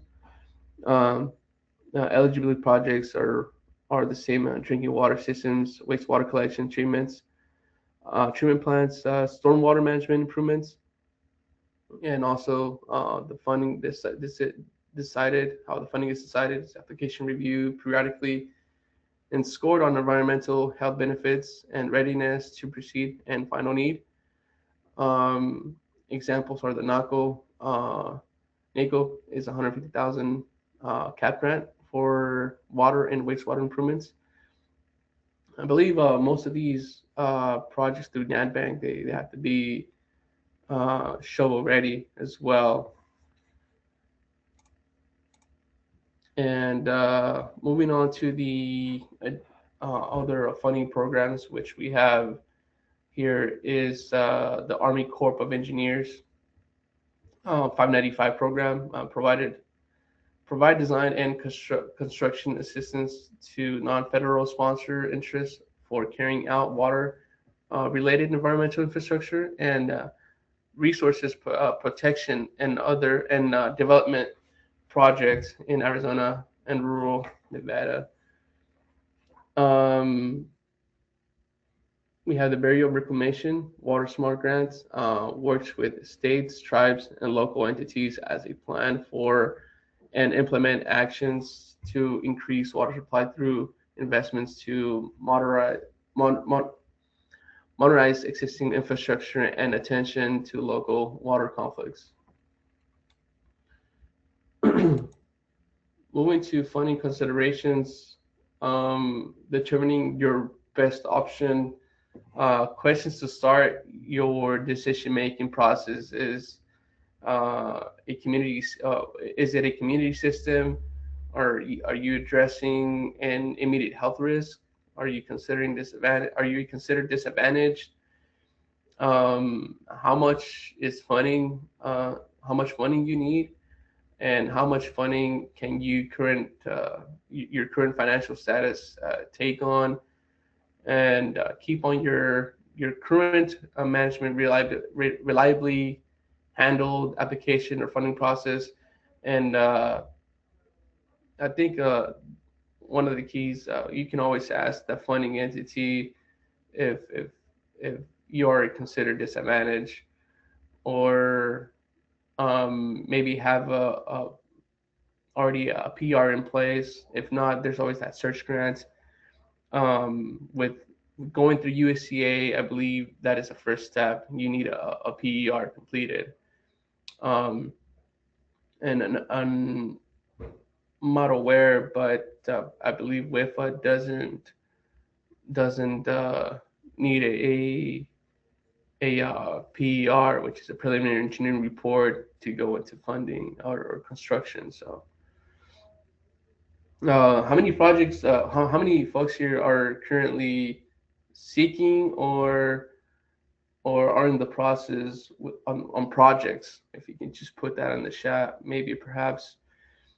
I think most of them, just based on the conversations that have been taking place, it seems like most of them could use some sort of funding for something that they want to work on. Great. So moving to grant versus loans. Grants is reimbursement, free funding. Most of all, I've seen forgivable principal, which is great. Just following those guidelines that are given, right? For in order to be a forgivable principal.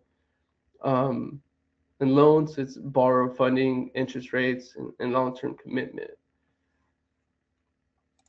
Moving to the capacity development here, we have the TMF capacity building, source of water, infrastructure, operational manuals, and knowledge.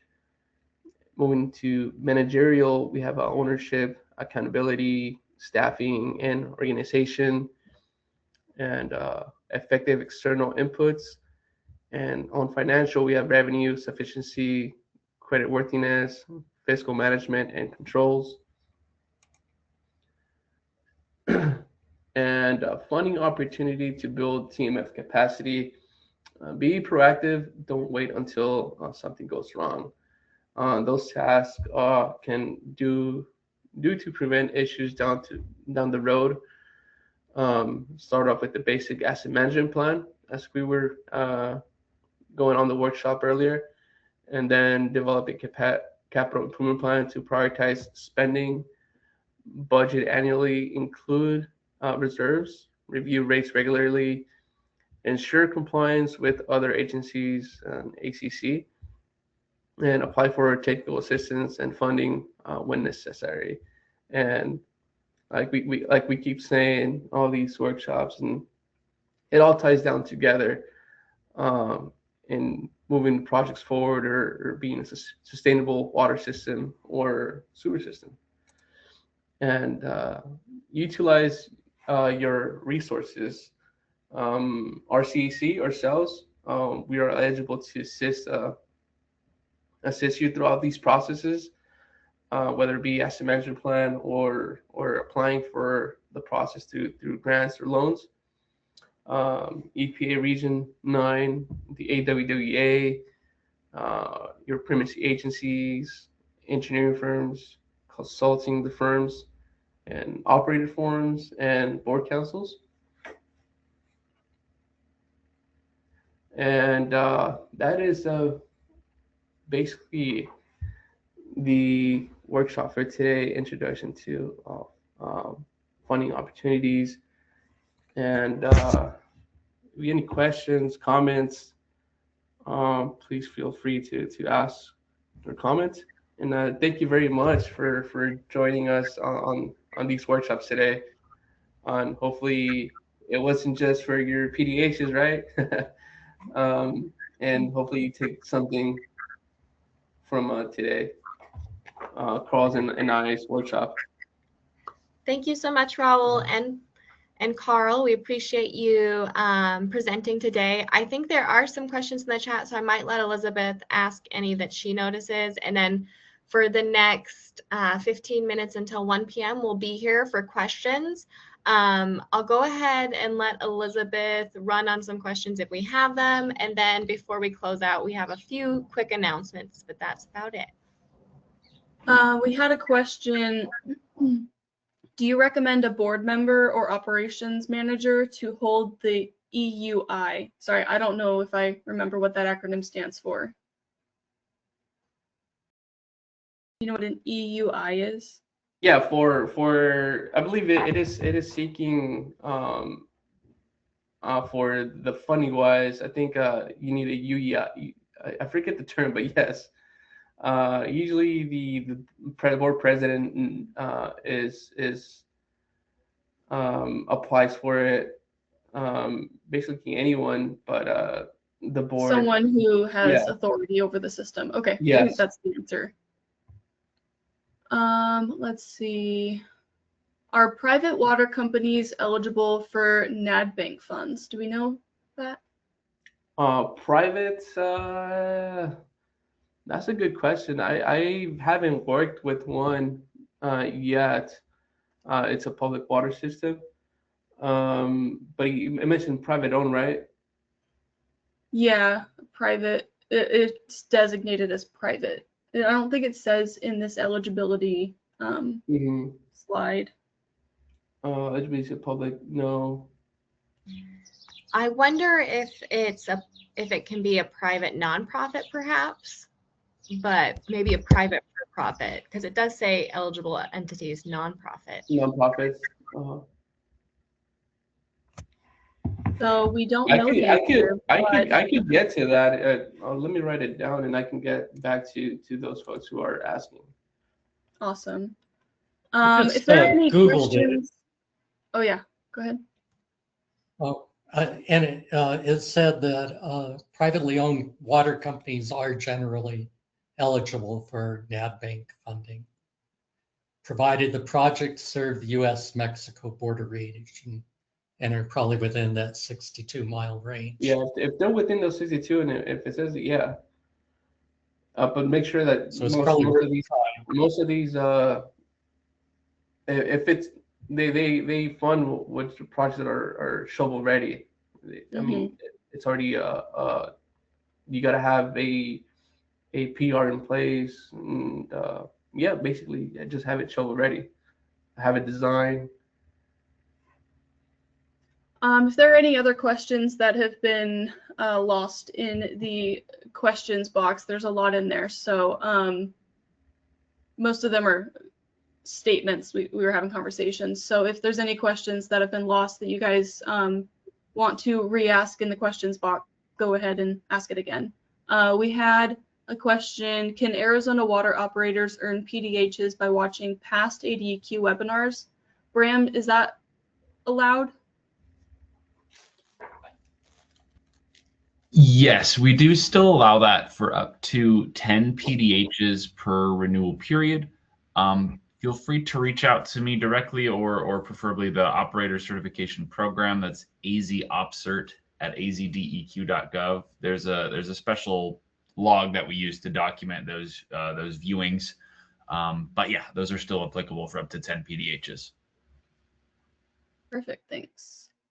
I'm not seeing any new questions. Hannah, did we want to talk about the upcoming RIC meeting? Absolutely. Let me share that flyer so that you can maybe talk a little bit about it. Let's see. I do have a comment if when you have a moment. Go ahead.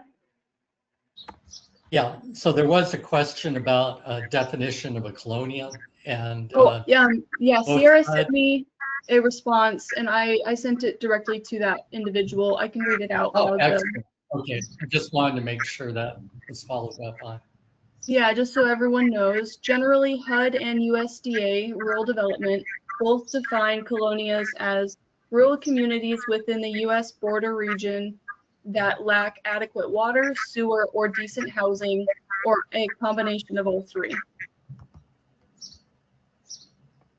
That's great. I also provided a cost of living increase in a rate ordinance. That was a question from earlier to Elizabeth there.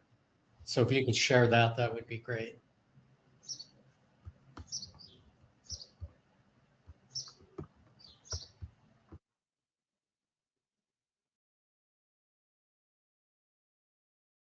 All right. Someone asked, where do we send the signed certificate training to? So those PDHs are for operators. In Arizona, the only ones that we know of that need PDHs are certified operators, and those go into the Arizona operator portal. So if you don't need PDHs, you don't have to do anything with that agenda, and thank you for attending to learn more, but you don't need to use those PDHs. And this flyer here is for the upcoming Rural Water Infrastructure Committee meeting. This is an opportunity for water systems to present their need, what it is that their water system is looking for funding for. And all of our partners here at the bottom attend this meeting and listen to your presentation of need and let you know if there's anything they can help you with.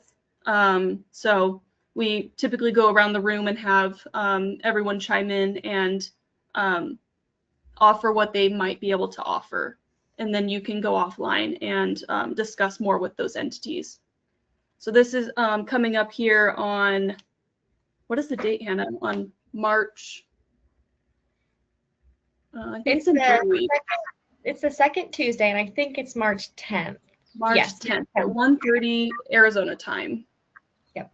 And it is a virtual meeting, so it really does help get all these funders and technical assistance providers in one place. And with it being virtual, you know, it's not something you have to travel to. You just need to send in a project information form either through our website or to Elizabeth, and we can get you added to the agenda and the meeting.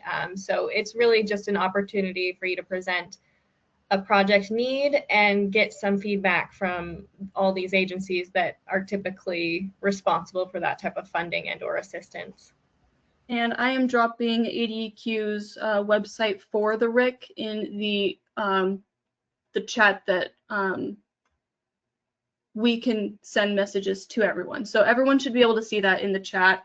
And if you want to submit a project information form and be in the next meeting, just go ahead and do that, and we can get you added if you have a need. Awesome. Thanks, Elizabeth. And then I also wanted, before just closing out, just to thank everyone for attending. We really appreciate you coming, especially if it's not something that's required as like for an operator with PDHs. We really are trying to reach more public water systems owners and administrators and managers and board members just to spread the knowledge.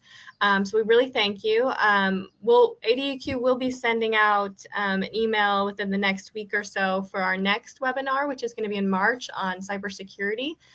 So I'll send out another email to the list I originally did if you heard from it via email, and we'll keep you updated on our next webinars and in-person trainings coming up. But if any of the presenters or Sierra or Elizabeth or Bram, if you guys have anything more for the group, I'll give you a minute. Thank you so much. It's been a great opportunity to help you guys in educating operators and owners. It looks like a good turnout today, and we're excited for our management track in September that we have planned. Wonderful. Yeah, absolutely. We've got a lot of management trainings coming your way. We'll keep you updated via email, and we'll get them posted on our ADEQ events page. But if there's nothing else, you guys feel free to reach out to us via email. You guys have the slides, so you guys have the emails for the presenters themselves. And then you can also reach out to our CapDev email that you, I believe, should have. Or you could reach out to me, Hannah Walker, Technical Assistance Coordinator. You can find my information on the website as well if you guys have any questions. But if not, oh, thank you, Elizabeth. Elizabeth just shared the CapDev email, so feel free to reach out to us about any training questions.